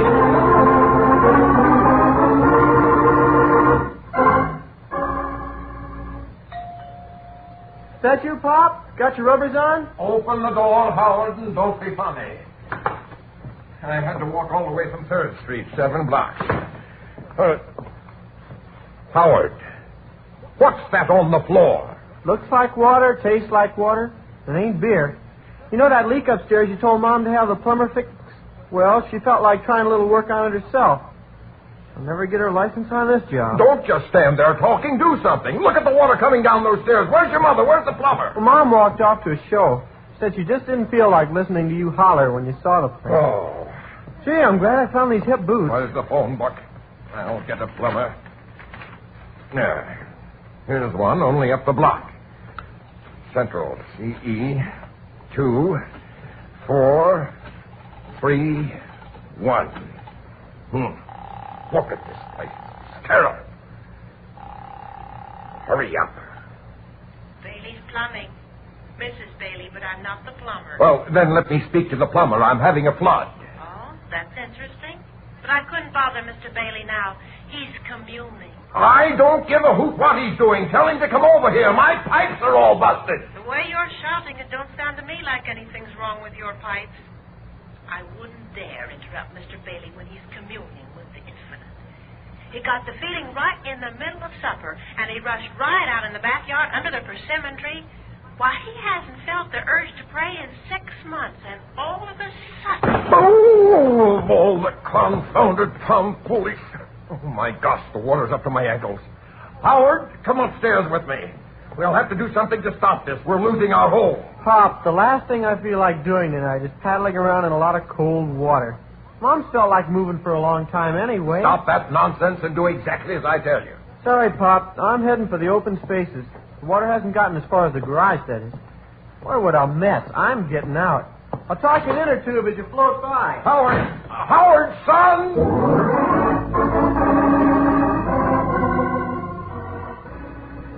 And that, Mr. Tompkins, is what your world would be like if people did as they felt. Oh, gosh, you make it sound pretty awful. Say, people would just keep running into one another all the time, wouldn't they? They'd want something, and, well, I'd want something different. And who is to decide which one will get his heart's desire? My brother, there are 2 kinds of wanting. There's the wanting to do what you want, and there's the wanting to do the will of God. Now, the more I think of it, the crazier it gets. Everybody doing just as they darn well please. You couldn't get any place with that system. That's just what I'm always telling Howard. He's a good kid, but he's got a stubborn streak. I tell him, well, you can't do just what you want to do in the house there. Somebody's got to be boss, and that's me. Yeah, you've got duties and responsibilities to your family and your community. And to God. Well, now, that's a different thing. I was being practical. When it comes to family affairs and business, you have to be practical. You've got to obey the rules or you don't get any place. My poor brother, do you think God has established no rules for the business of our salvation? He does not put each one of us here and let us find our own way to Him, as if we were the first in all the world to reach Him. He has smoothed the road. He asks us only to follow. I don't see it at all. Now, people all are different, so religion has to be different for each one of them. Well, I've got to be getting back to the office. It's very nice talking with you. In your kindness, will you walk with me down this street only 1 block? You have lost a great treasure, and I want to show you how to find it. Did I lose something? Wait a minute. Oh, no. My wallet's here. My keys are in it. My brother, you have lost the greatest treasure in the world, and the key which unlocks the door of life. You cannot find the way to God by losing yourself in the deep woods. He is here with you now. Look, you can see on the corner here the sign of his house, the steeple with the cross like 2 hands joined and pointed toward heaven. Oh, you mean that little old church? I've passed that lots of times. Sure gets me why they ever stuck a church down here in the business district. Don't you have all over your city houses for money, which you call banks? Well... You have houses for eating and for the selling of goods. Shouldn't God have a place of His own among His people? Well, I can't picture God in that kind of a shack. Christ our Savior was born in a stable. He died upon a barren hill. He wants to be with us. Well, He wouldn't expect anybody to worship Him here when He's made all the beautiful outdoors. One of the first commands He gave His people was to build Him a house. My brother, he knows our weakness, how quickly we forget one whom we cannot see. Even in his gifts, we forget him, the giver. Mr. Tompkins, do you feel like worshiping God in the winter woods when the trees are bare and the ground is covered with frost? Well, no, it doesn't give you the same feeling. Then you pray only in the spring and in the summer when the trees are green. Oh, my poor brother, you don't even know what a church is for. Well, I know what it's supposed to be for. No, you do not understand yet. This is a holy place, a place of prayer and sacrifice. God himself has told us, "My house shall be called the house of prayer." Churches are not meant to be places where we sit at ease and listen to fine music and beautiful words. Have you no theaters where you can go for these things? Yeah, sure, but, well, I work hard all week. Sunday's the only day I've got to rest. Oh, my brother, God has given you all the years of your life, and you cannot give him even 1 hour in 7 days. If the president of this company of yours asked you to spend 1 hour in a week talking to him, if he promised you great gifts each time you came, would you say, "No, I am weary, I must rest"? That is entirely different. That's something practical. God offers you daily the gift of eternal life. Does a practical man refuse a gift such as that? Come into God's house, my brother. Look, the door is always open. We adore thee, O Christ, and we bless thee here and in all thy churches, everywhere throughout the world, because by thy holy cross thou hast redeemed the world. Oh, my gosh. Lucky I looked at my watch. It's 1 o'clock already. I've got to get back for an appointment. I'll phone from across the street. I can just about make this line. Mr. Tompkins, wait.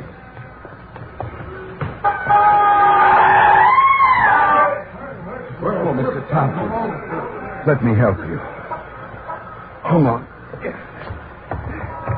Here, sit on the church steps. Gee, mister, he missed you by a whisker. Can I do anything? Oh, no, thanks, son. Gosh, I saw him coming. I couldn't do anything. You didn't feel at all like dying on this fine day, which you had planned so full of work. Well, that would be the last thing in the world I'd want to do.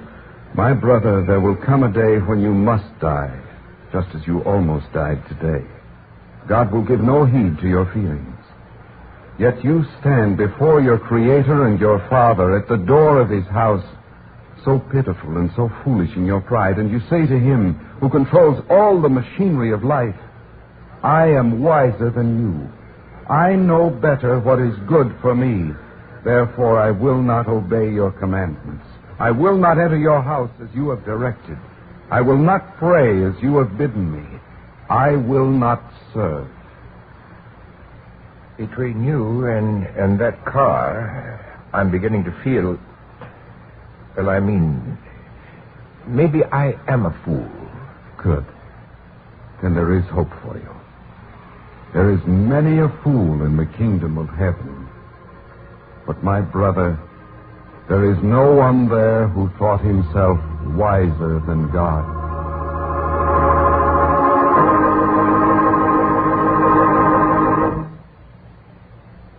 This quarter hour has been brought to you by the Third Order of St. Francis.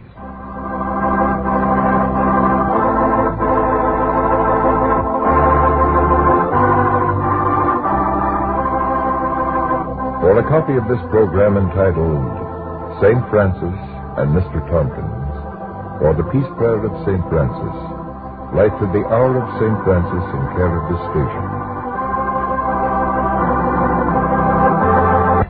By golly, it's Mark to mind your manners. Yes, boys and girls, it's time to Mind Your Manners with Alan Ludden and his panel of typical teenagers. From the studios of WTIC in Hartford, Connecticut, the National Broadcasting Company presents a teenage discussion session for boys and girls from 8 to 18. Adults are invited to sit in on the meeting, too, so gather round, because here he comes, the man who conducts the meeting, the man who makes manners fun, Alan Ludden. Thank you, Ed Anderson. Hello there, boys and girls. We're all set here in the studio with a fine audience full of eager boys and girls, a batch of real problems that you sent in, and our panel of typical teenagers. So without any further ado, I'd like to have you meet your panel, and as usual, they will introduce themselves. E.J. Kilday, 17 years old, high school graduate. Vanda Thompson, 18 years old, high school graduate. Evan O'Brien, 17 years old, high school senior. Betty Ann Kelly, 17 years old, high school graduate. Fred Smith, 16 years old, high school senior. And as our authority from the younger set, we have our old friend... Ellen Lee, 12 years old, 6th grade. Well, panel, this past week we heard from a lot of your friends all over the country, and they sent you some very interesting problems. And we're sending to the 5 boys and girls whose letters were selected for discussion $5 in savings stamps. And the grand prize winner gets a $25 security bond. So let's see what our problems are today. The first letter that was chosen came from a young lady who lives in Iola, Kansas. And she will receive $5 in savings stamps for submitting this problem. My girlfriend and I are both 16 years old, and we finish high school next year. We both plan to enter nurses' training, but we also have a burning desire to see the United States. We would like to tour the country after we finish high school and before we go to a school of nursing. You see, we could earn money for the trip since we both have had experience as waitresses. Our families are trying to convince us that it would be better to postpone our proposed cross-country journey until after we have completed our training as nurses. What does your panel recommend? All right, panel, what do you think? Betty Ann Kelly. Well, as much as we girls hate to admit it, there are certain things that, girls just shouldn't do. And in my opinion, 16 is too young to go traipsing around the country, particularly with one other girl. You have to surmount a lot of public opinion, and, I think the journey's just too hard on you. Yes, they're too young at 16. Yes, I think they are. So your recommendation is that they go first to nurses' training, right? That's right. And then if they still want to do it, go later. Fine. Vanda, what do you think? Oh, Betty Ann, you're right there, and I hope they don't think that we're a bunch of stuffed shirts. We're really trying to make them realize that they should wait until they're, say 21 or so. Then it's really better for them there because they'll have lost some of their independence they have. And at that time, they may be able to join the nurses' training and tour the country then. Fine. What do you think about it, Emmett O'Brien? Well, morals haven't changed since they were in the old days. So people call us old-fashioned, but we're really not. And it's hard enough for boys going around the country. And girls, I don't think, would be able to do it. In other words, you think the girls should be a little old-fashioned about that sort of thing. Fine. DJ, what do you think about it? I think it's fine that these girls are thinking of going on this trip, but at 16, I don't think anyone, male or female, is capable of making it. I think they haven't had such experience and will be at a loss without a chaperone. Fine. You suggest that if they go, they by all means have a chaperone. Yes. And what do you mean they're capable of making it? You mean they... I don't think they'll know what to do, where to go, or how to do it. And, they might be so lost they won't have a very good time. That's right. Fred Smith, what do you think about it? I agree with E.J. on that. I do think that it's a fine ambition to want to travel all over the country, but I also think that they are too young and should wait till after they have gone through the nursing school. I've got an idea for these young ladies. If they get to be nurses, they could join the Army Nurses Corps, and then they could travel all over the world, and they might find a lot more exciting experiences in store for them there, and it would fit in more with the, shall we say, as Emmett suggested, the propriety of our present society. How about that, E.J.? My words are about as big as yours. Oh, wonderful. All right, before we go on to our second discussion today, I'd like to invite all you boys and girls who joined us for the first time to drop us a note and let us know you've joined our meeting.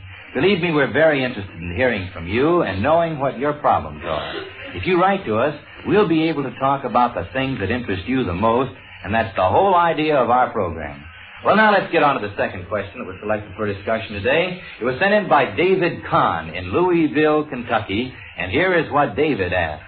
I live in a community in which the use of fireworks is prohibited. Well, we have some fireworks left over from last year, and I don't see why we can't use them. You see, the policeman in town recently shot them right off in the city hall.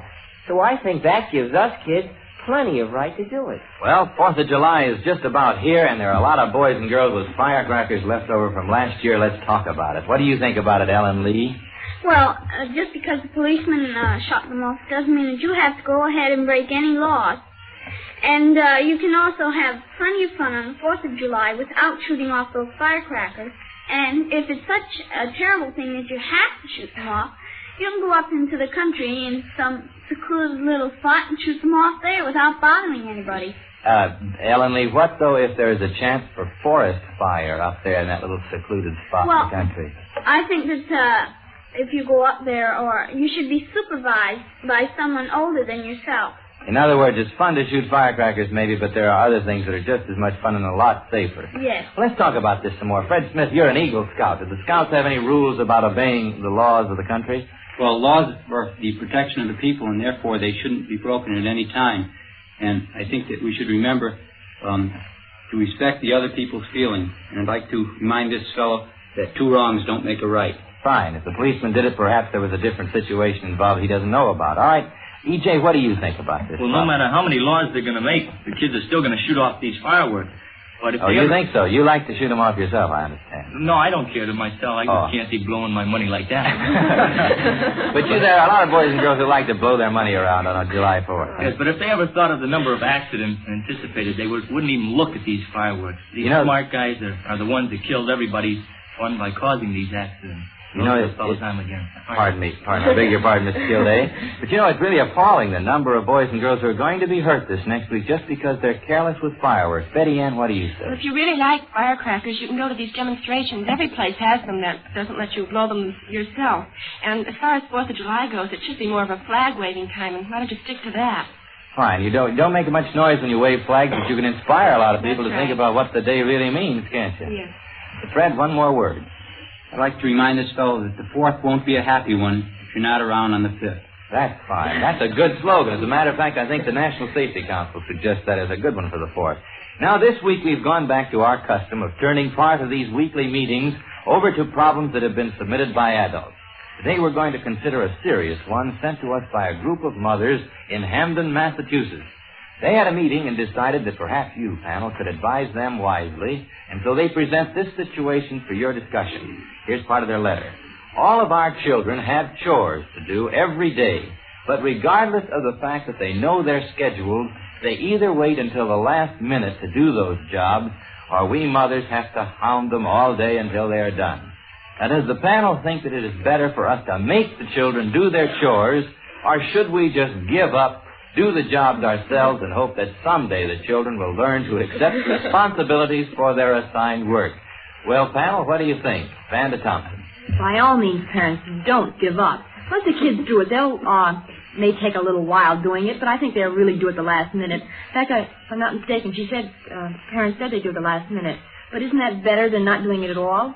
And perhaps you could teach these children early in life that you have to give them responsibility at an early age, say 4 or 5, and then they'll really be responsible at this age that they are at now, and they won't be so flippant about it. Well, and Lee, you're younger. What do you think about it? Do you think 12-year-old is too young to start having some responsibility? Oh, no. If you don't start responsibility early, you won't learn it later.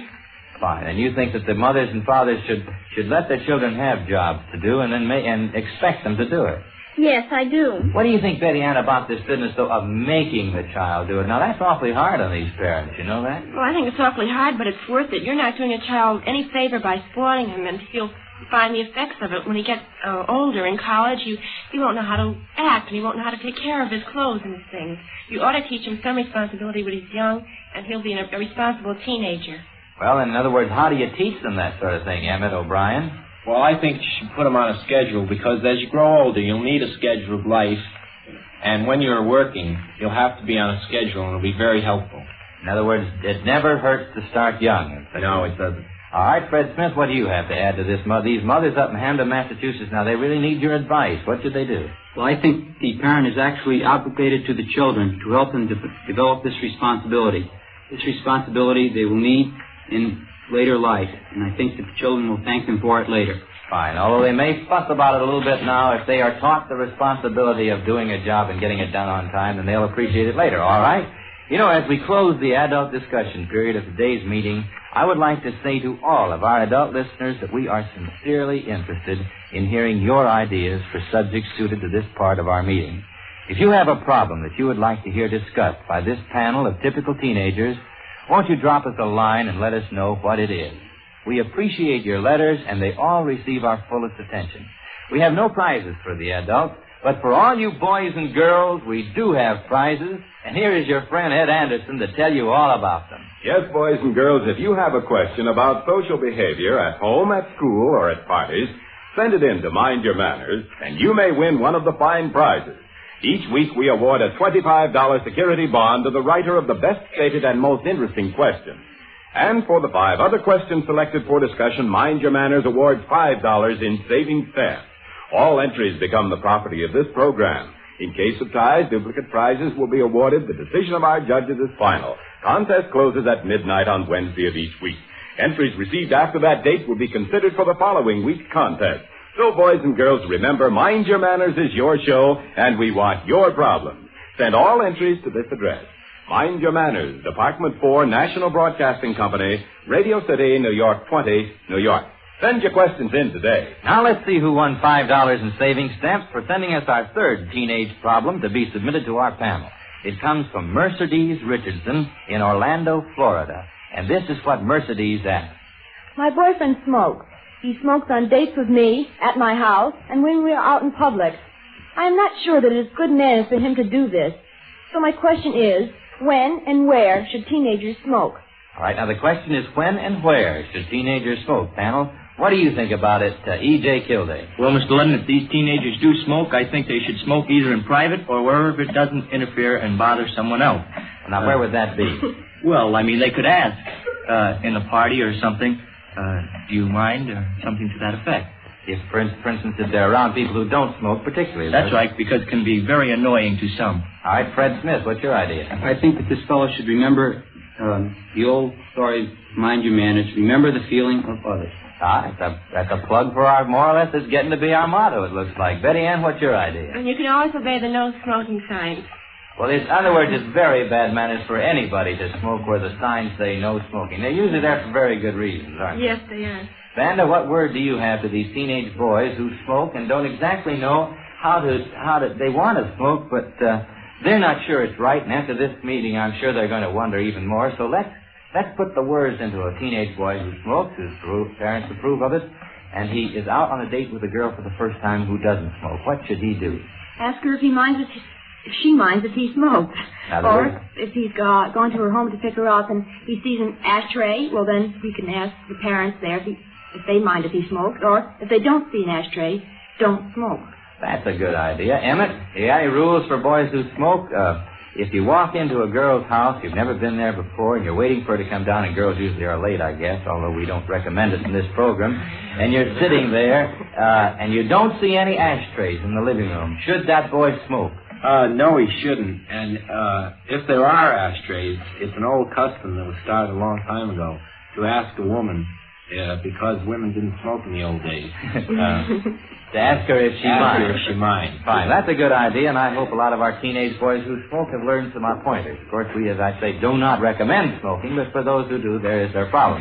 Now let's hear from our studio audience. How about it, audience? Are you ready for your right-wrong quiz? Yeah! Fine. Now, the rules of your quiz are very simple. Eddie Robbins will make a statement about some fine point of manners.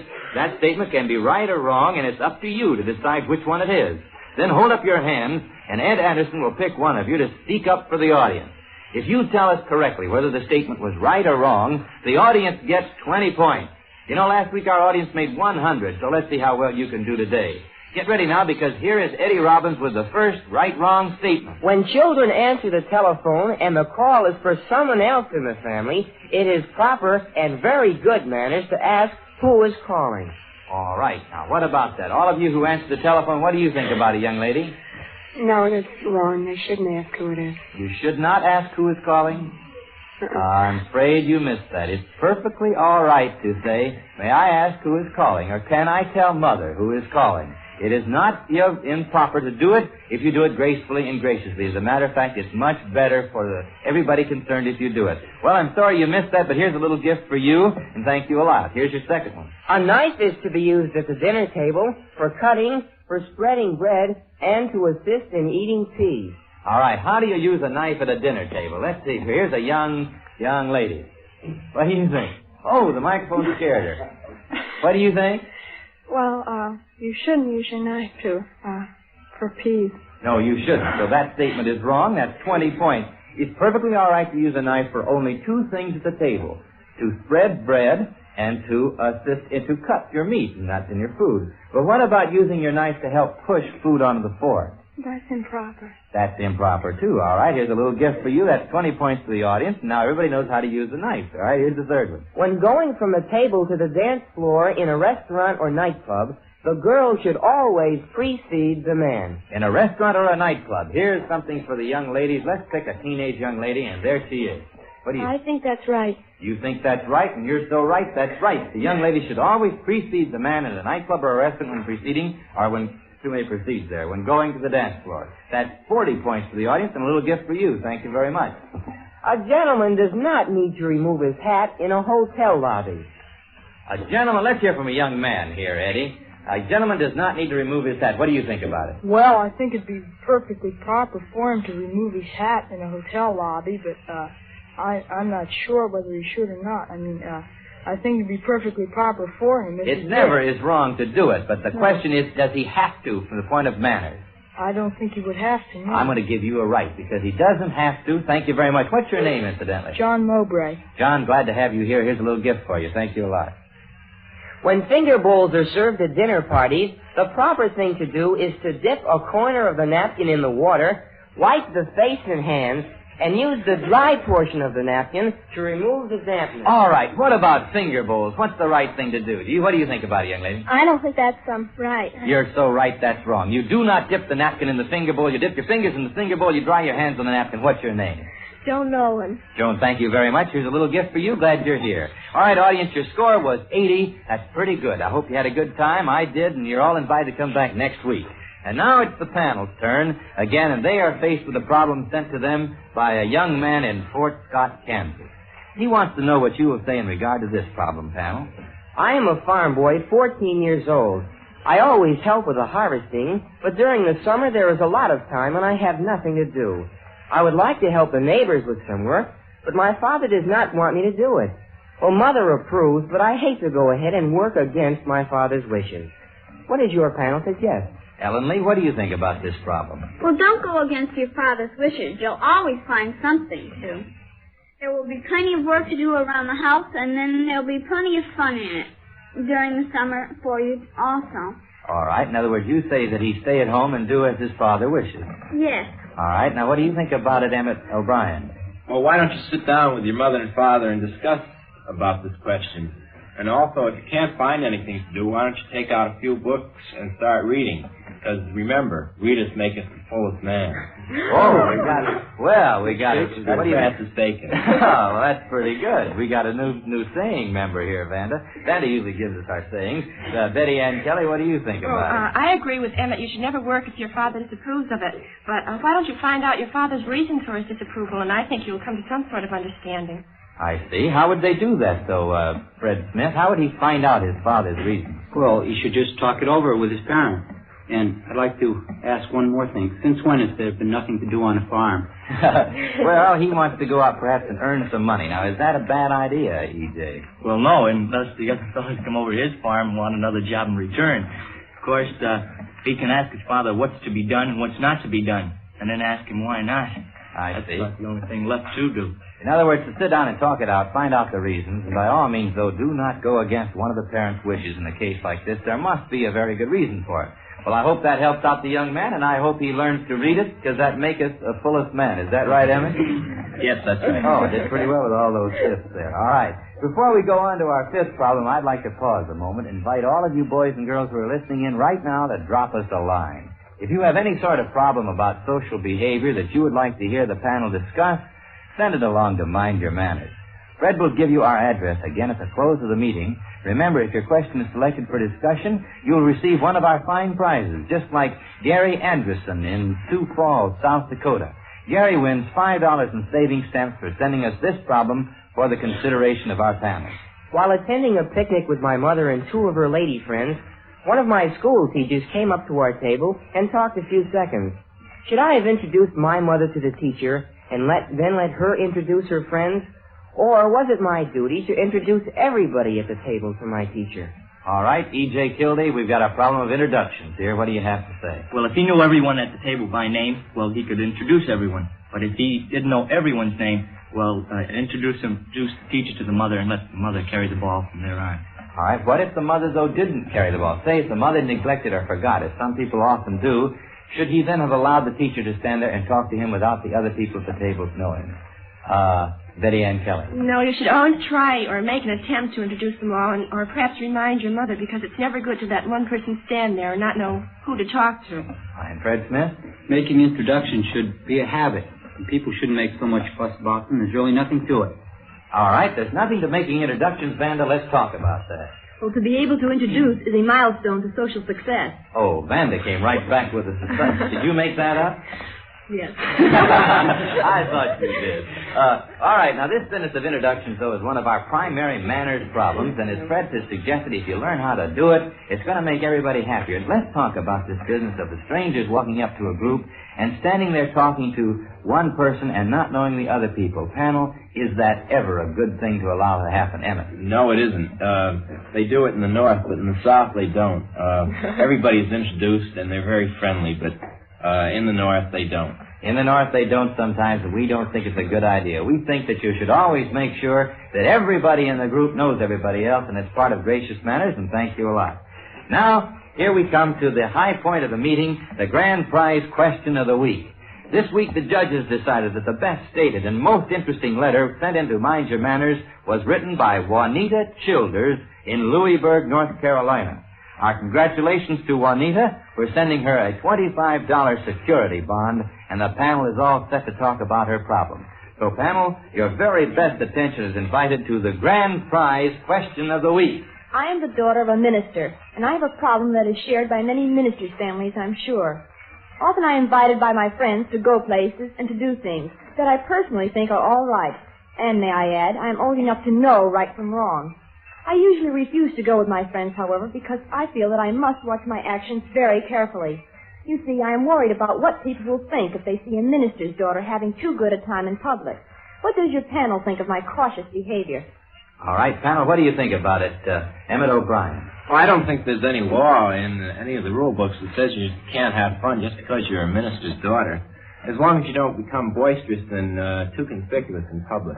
Fine. Betty Ann Kelly? I think everyone has the obligation to act in a certain way. They shouldn't be boisterous, and they should be modest, and they should just act nice. And this applies to Juanita as well as anyone else, and I don't think she has too much of a problem there. All right. What do you think about it, Ellen Lee? What do you think about ministers' daughters and ministers' sons? Do they have to act different than other boys and girls? No, they can have just as much fun as anyone else without overdoing it.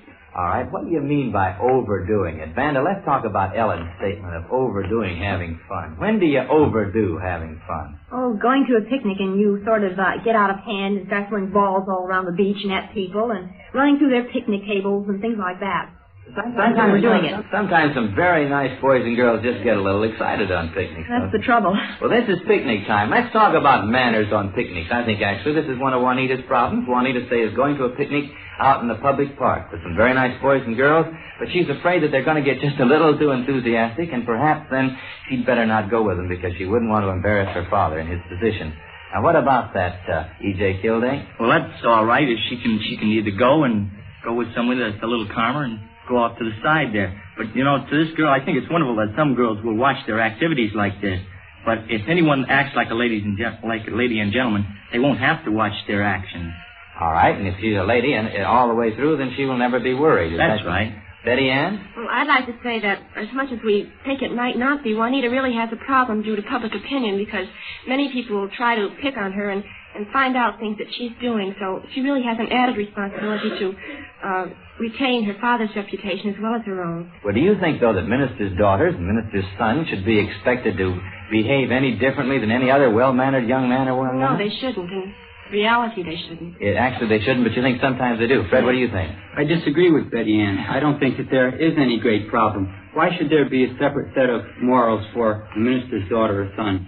There isn't, but I'm just saying that due to public opinion, there are people who will think that there should be a certain set.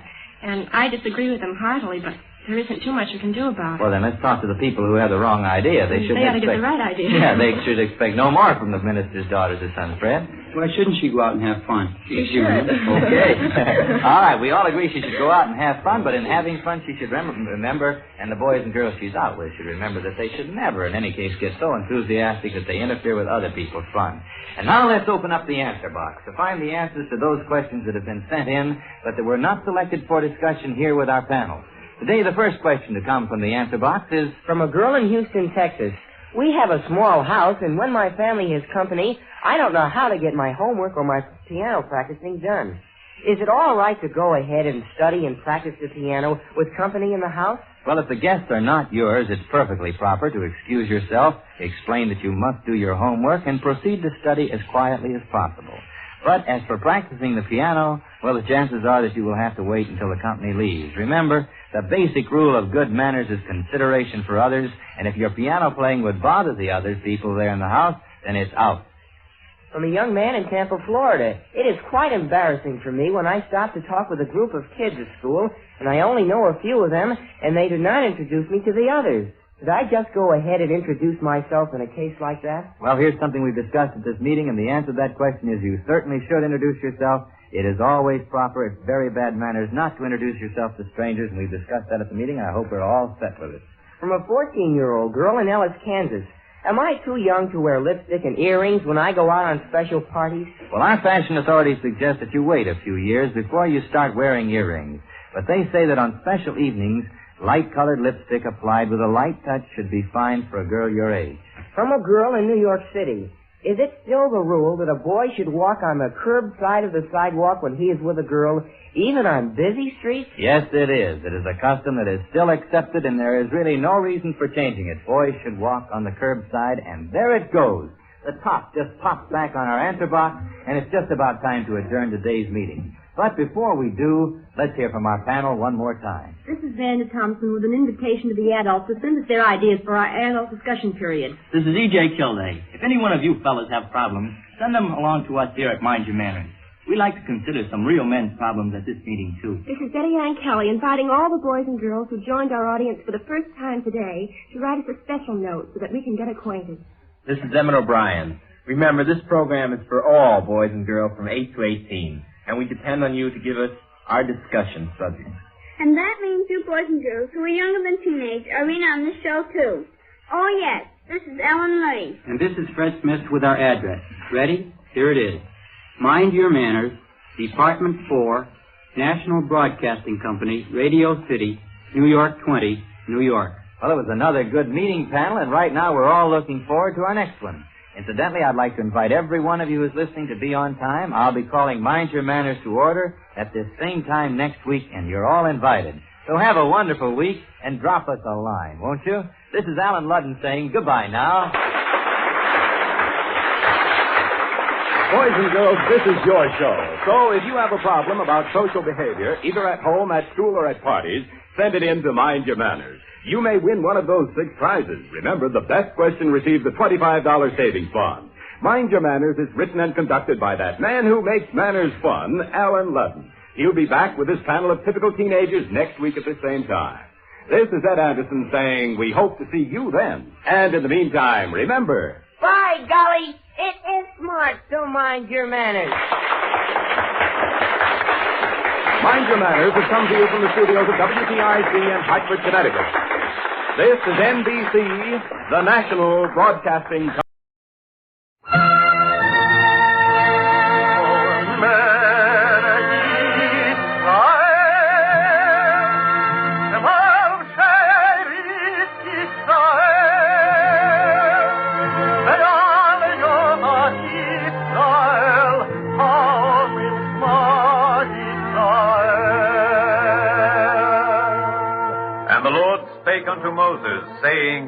the children of Israel that they bring unto thee pure oil olive, beaten for the light, to cause the lamps to burn continually in the tabernacle of the congregation.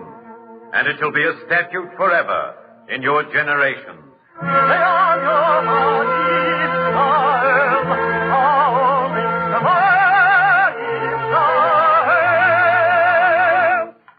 The eternal light.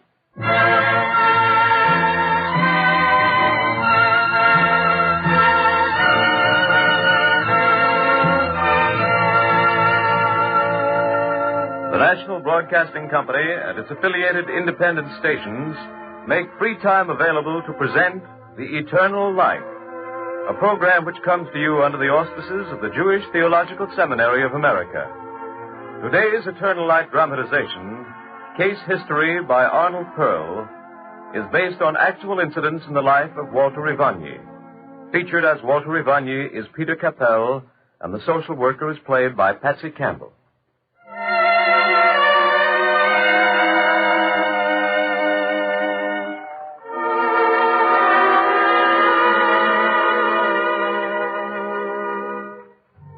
I interviewed Walter Ivagny, a refugee, about a job in an ordinary office. I worked for a social agency. We sat in comfortable chairs, we smoked and talked. His eyes were very blue and his voice was soft. He smiled easily and often. And when by accident he brushed against me, he begged my pardon. You could pass him on the street and there would be nothing to mark him different. Yet he lived through the terror by night and the arrow by day. He survived the pestilence that walks in darkness and the destruction that wastes at noon. In him, as in none I'd ever met, I learned humility. And through him, a belief in the future of men. This is the case history of a man and also of a people.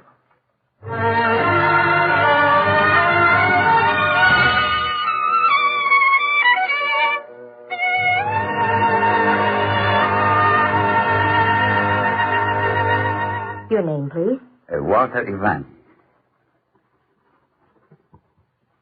Age? 37. Married? Yes, miss. And you were born where? Zamoria, Hungary.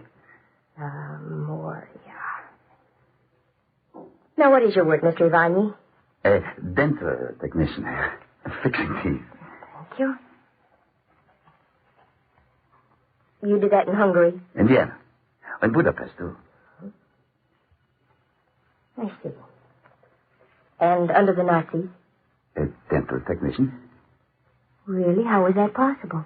Because I'm a Jew?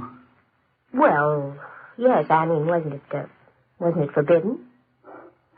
Living also was forbidden. I see. Do you have any children, Mr. Ivagny? 2. When were they born and where, please? Tommy in Budapest, 1943. Suzanne in Bremen, December 1946. Oh, then the boy was born during the occupation, during the war. Yes. But... So we named him Thomas. Not the name we wanted. Nathan. Not after my father's father, as is the custom in Israel. I see. It was forbidden, too. His birth.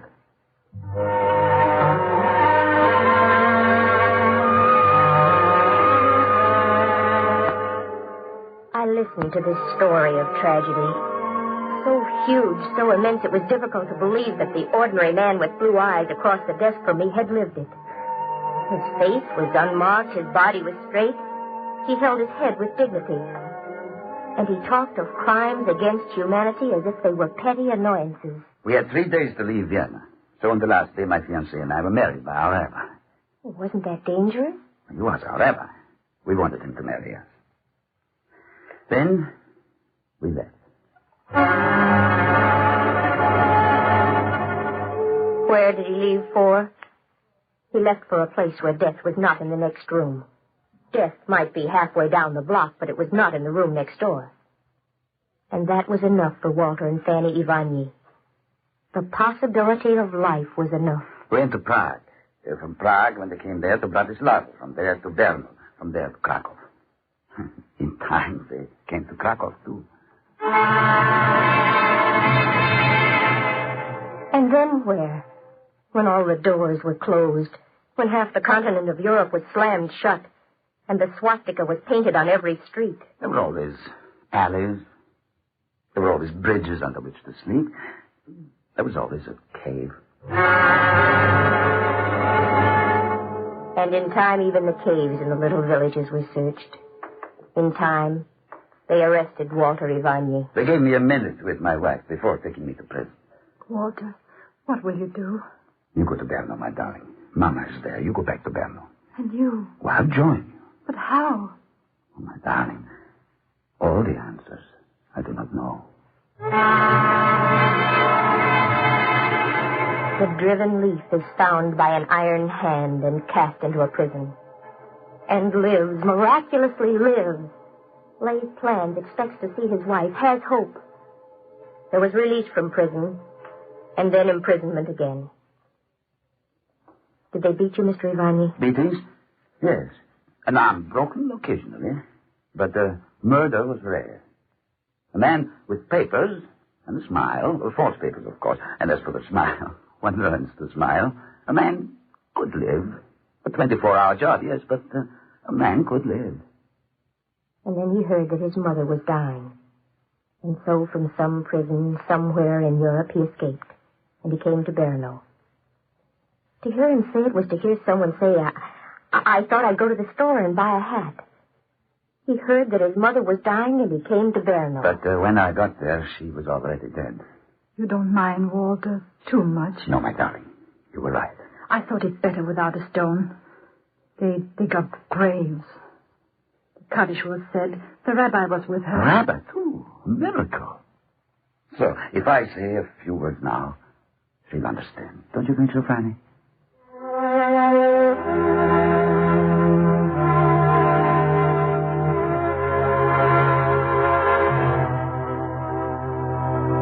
So he and his wife stood in the empty field and said the prayers for the dead. Lord, what is man that thou regardest him?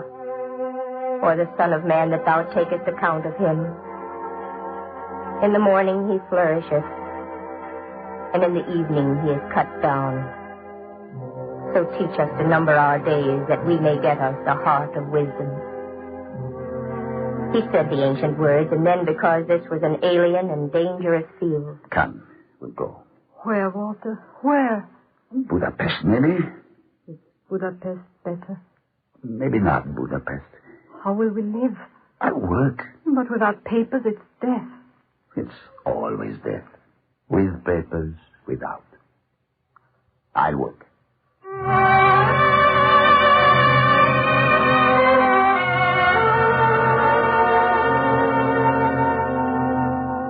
The story of one man and of a million.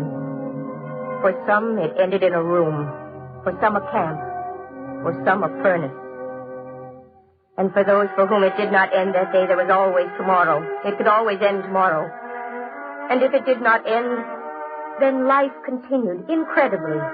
If being haunted could be called by so sublime a name as life. So when it finally happened, I was not surprised. I was ready. All right. You, and you. Over there, you. Yes, you. What's your name? Walter Ivany. You take charge. March them off. It was an honor. I marched them off at the head of the column to the concentration camp.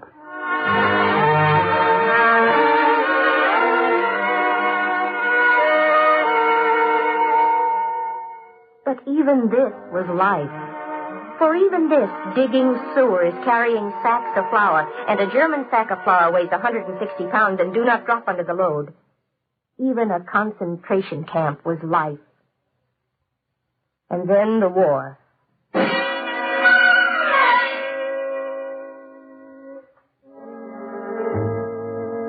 They assigned us, a battalion of Jews, to the front lines. The Russians were before us, Germans behind, and in the middle, us. What did we do? Nothing. We walked. Into the minefields, we walked. And that was our work. We were the mine detectors. Excuse me, you want to hear it? Yes? What? It's not pleasant what happened. It's part of the story, but You want me to tell it? Oh, yes, tell it, please. I mean, you don't mind telling it? No. It happened already. I don't mind. So we walked toward the Russians. We wore rags in summer, what was left of our rags in winter. Some had shoes, others not. Some ate, others not. Some died, some lived. Some prayed. But if they stopped to pray, they stopped living also. We hoped only death would come directly. We hoped only that the mine we stepped on would go straight to the heart or to the head, for then a man died. Otherwise, a man would scream sometimes a day before he dies. So we walked. One there, one here. And those who were nearest talked. You were never in Bavaria, Walter? No, Isaac, in Austria mostly. In the village I come from, there's a woman who bakes a special cake on Purim. Oh, Hamantasch, huh? Yes, only we call it Bavarian Hamantasch. In Berlin once I ate Hamantasch, but not Bavarian Hamantasch. How did it taste, Isaac, this Bavarian Hamantasch you made, huh?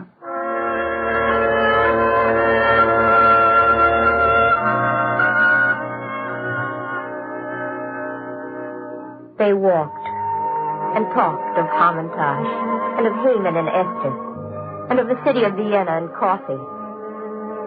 And each day for everyone who died, another took his place. Each day new mine detectors and new death.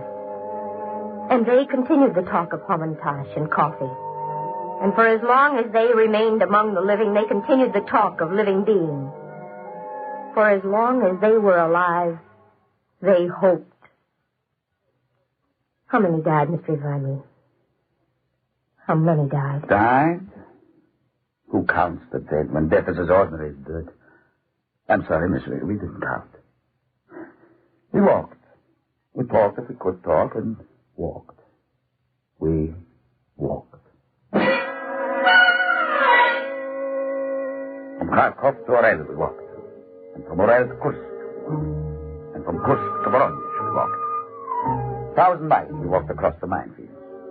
And for no reason, I lived. I did not die. Hence I lived. And all they said was, walk, you walk.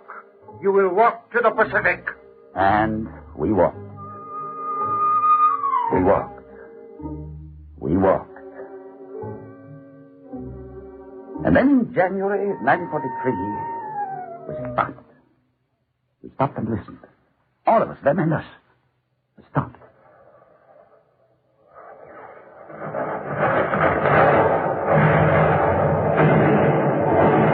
The air was filled with a giant noise, and the earth rumbled as if in birds. And we, the mine detectors, looked at each other. Could it be the Russians, Walter? The counteroffensive? It could be the Judgment Day more easily, Isaac. But it was the counteroffensive. It was the beginning when they broke the monstrous back. But as we thought it happily for a moment, we knew what it would mean for us. They'll advance. They'll push the Nazis back at us. Us, Walter. Can they stop and bother with us?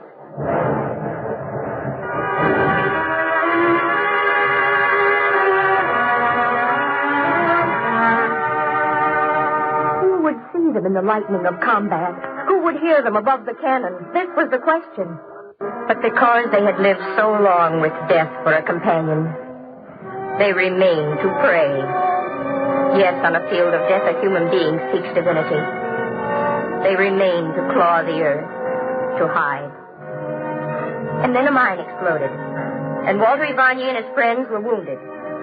But even wounded, a human life is tough. It's impossible, Walter. No. What a word, Isaac. Impossible. And this is what we're doing now. Is this possible? But how? How? Can you move? I can move. So, 2 bodies. 2 Nazi bodies. One your size, one mine. Take off the uniforms. Put them on. Lie down. No, no. If the Nazis come, we're wounded soldiers. They'll pick us up maybe and take us to the hospital. And if they don't? If they find out? Then we'll die. And if the Russians come instead? We'll tell them who we are. They won't believe us. Maybe then we'll also die. And if no one comes, Isaac, then too we'll die. Have you another idea?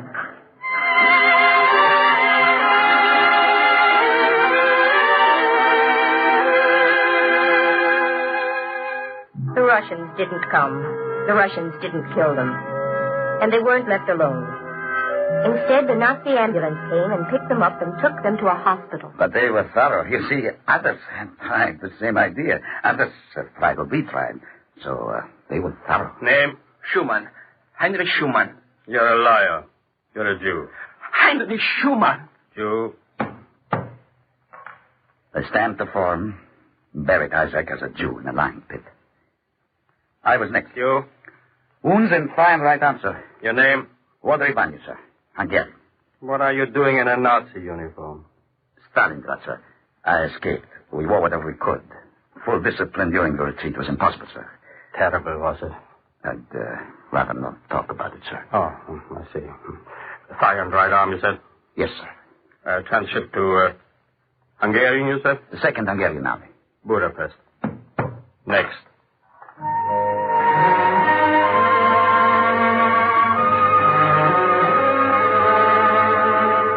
In Budapest, they put his leg in a cast and dressed his arm, and he lay with death in the ward. Death and the Hungarian Nazis. And then one day a friend came into the ward, someone from Budapest, and said that his wife was in a village 20 miles from Budapest alive.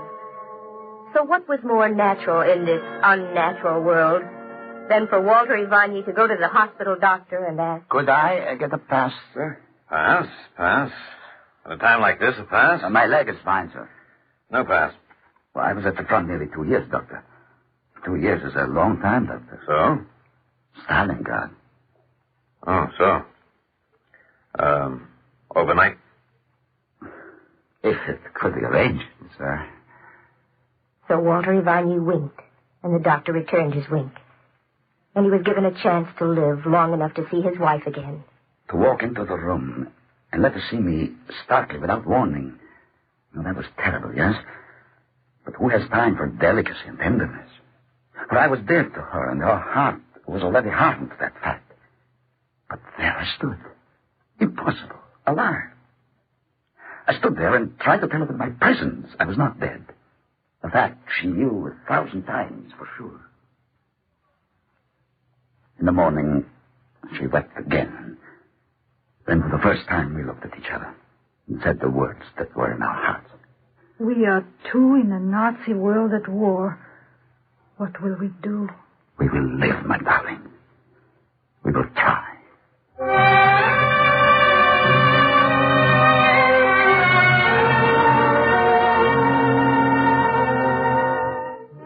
And it was then that he told me of the letter she had written. She wrote me, you see, because the day after I met her, I was found and put into a work battalion. In the daytime, I built roads, erected barricades, dug trenches.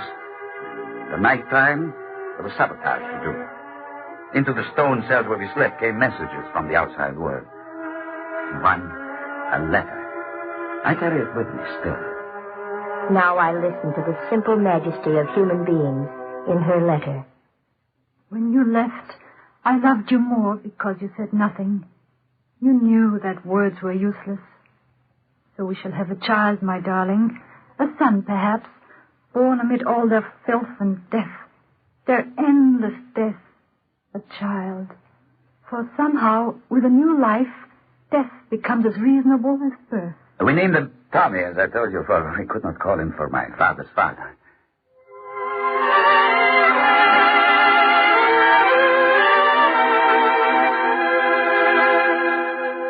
There was sabotage, he told me. Also the issuing of passports. From somewhere, somehow a press was acquired, and Swiss passports were printed. 1,000, 5,000, 80,000. 10,000 souls in Budapest alone lived because of the passports that were issued. For the others, some were sent to Auschwitz to the furnaces, and some in sacks were dropped into the Danube. And then he told me a year later, he said the word a year as if it were a weekend, as if the clock had moved from 12 to 1. A year, he said. A year later, liberation came. The Russians came. And it was over. The rest is simple. I asked for a pass to cross the Danube. For all I knew, my wife was still alive. And the boy also. I got the pass. walked to the village, 20 miles across the Danube. She was alive. She and the boy. We were all alive. We three. Then my brother in America sent for us. Through the Hebrew shelter, the highest passage was arranged. There was only one delay. Nothing, really. In Bryn, as we waited, she gave birth to Susanna, our second child. She was too weak to come on the boat with me, and we might have lost our passage, so the boy and I left. And when we came to America, we made arrangements for her and the baby to come. Last week, they came. And so we're together. Miss, I talk too much. My wife always tells me I talk too much. I'm sorry. Oh, no, that's all right, Mr. Ivanier. And now what can we do? Yes, miss. You're a dental technician. I'm afraid there isn't much. Whatever you do, miss, thank you. I expect nothing.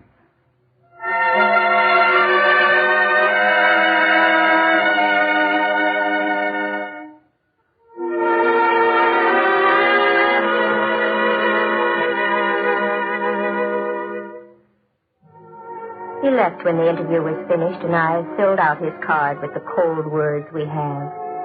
Name, occupation, previous employment, children, age. No place for the other words. Hope, aspiration, achievement, belief in self, indestructible will. No place on the card for these. Who knows, perhaps we shall get him a job. And then the case of Walter Ivanier will be closed. He'll take his place at a bench beside some other man, and she'll shop with other women who have never known what terror means. And they could pass you on the street tomorrow, and there'd be nothing to mark them different. His eyes are blue and hers are brown. Yet look closely.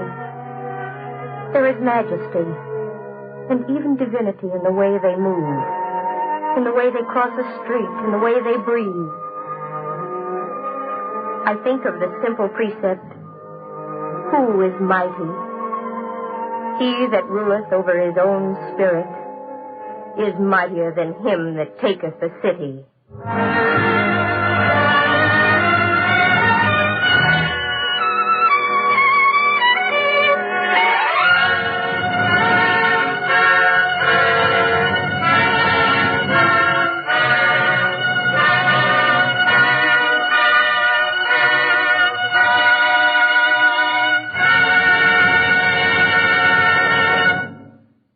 If you would like a free copy of the script you have just heard, write to The Eternal Light, 3080 Broadway, New York 27, New York. And now we present Dr. Israel M. Goldman, Rabbi of Temple Emmanuel in Providence, Rhode Island, and President of the Rabbinical Assembly of America. Speaking from Providence, Rabbi Goldman. My dear friends, we have just heard a stirring drama of human rescue.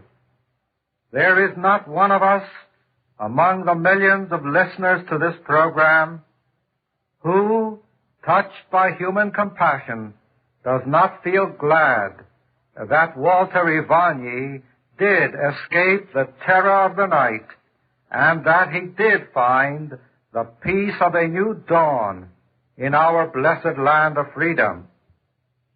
What so many of us are prone to forget is that the case history of Walter Ivanier is also the case history of many religious and national groups on the European continent today.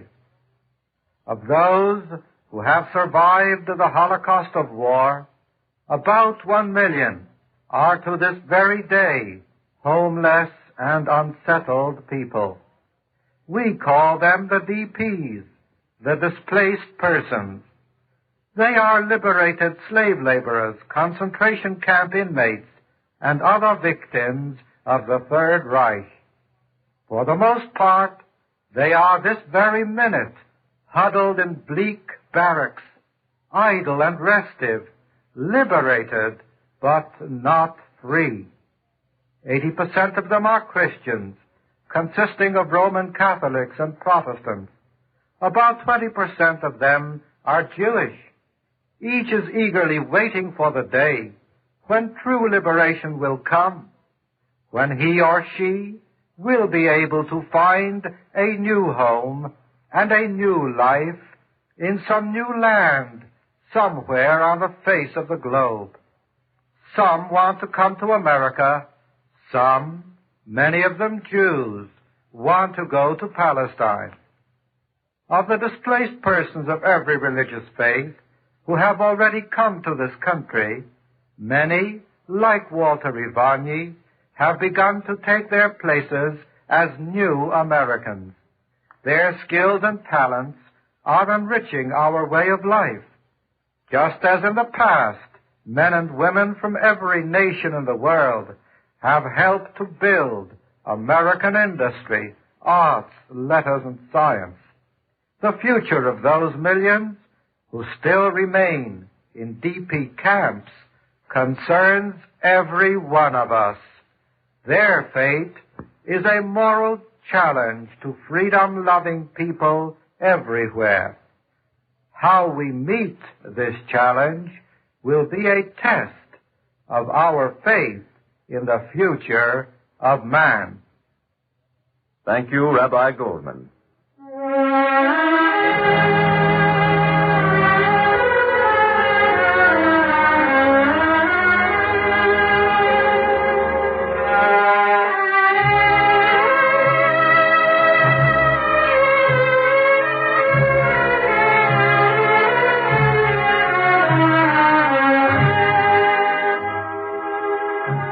Today's Eternal Light dramatization, Case History, was written by Arnold Pearl and was based on actual incidents in the life of Walter Ivany.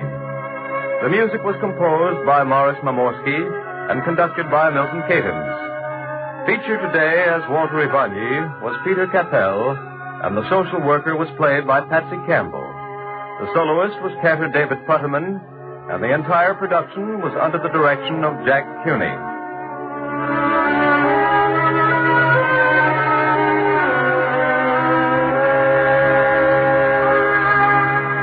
Free time has been given by the National Broadcasting Company and its affiliated independent stations to present this program in cooperation with the Jewish Theological Seminary of America.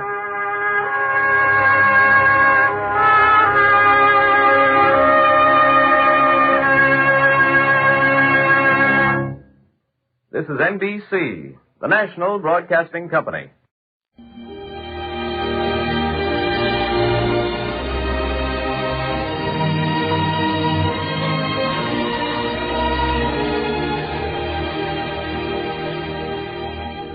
In Psalm 63, David said, "My soul shall be satisfied as with marrow and fatness, and my mouth shall praise thee with joyful lips, when I remember thee upon my bed, and meditate on thee in the night watches." To help you focus your thoughts upon God at the close of this day, we bring you this devotional meditation from Morning and Evening by Charles Haddon Spurgeon, the great English preacher of the 19th century. This evening's text is found in Nehemiah chapter 3 and verse 8. "And they fortified Jerusalem unto the broad wall." Cities well fortified have broad walls, and so had Jerusalem in her glory. The New Jerusalem must in like manner be surrounded and preserved by a broad wall of nonconformity to the world, and separation from its customs and spirit.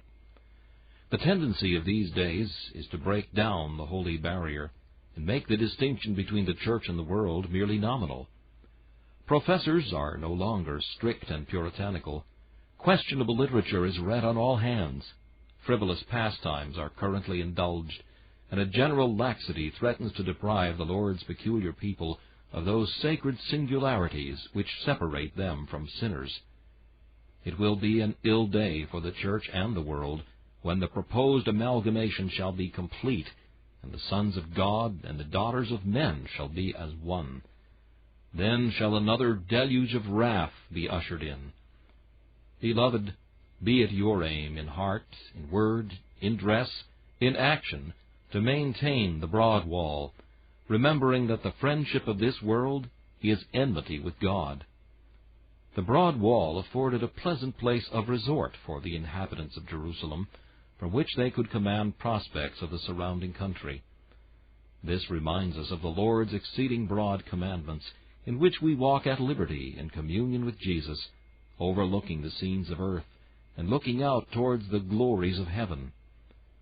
Separated from the world and denying ourselves all ungodliness and fleshly lusts, we nevertheless are not in prison, nor restricted within narrow bounds. Nay, we walk at liberty, because we keep His precepts. Come, beloved, this evening walk with God in His statutes. As friend met friend upon the city wall, so meet thou thy God in the way of holy prayer and meditation. The bulwarks of salvation thou hast a right to traverse, for thou art a free man of the royal city, a citizen of the metropolis of the universe. This meditation was taken from Morning and Evening by C.H. Spurgeon. Please listen each evening at this same time for Morning and Evening.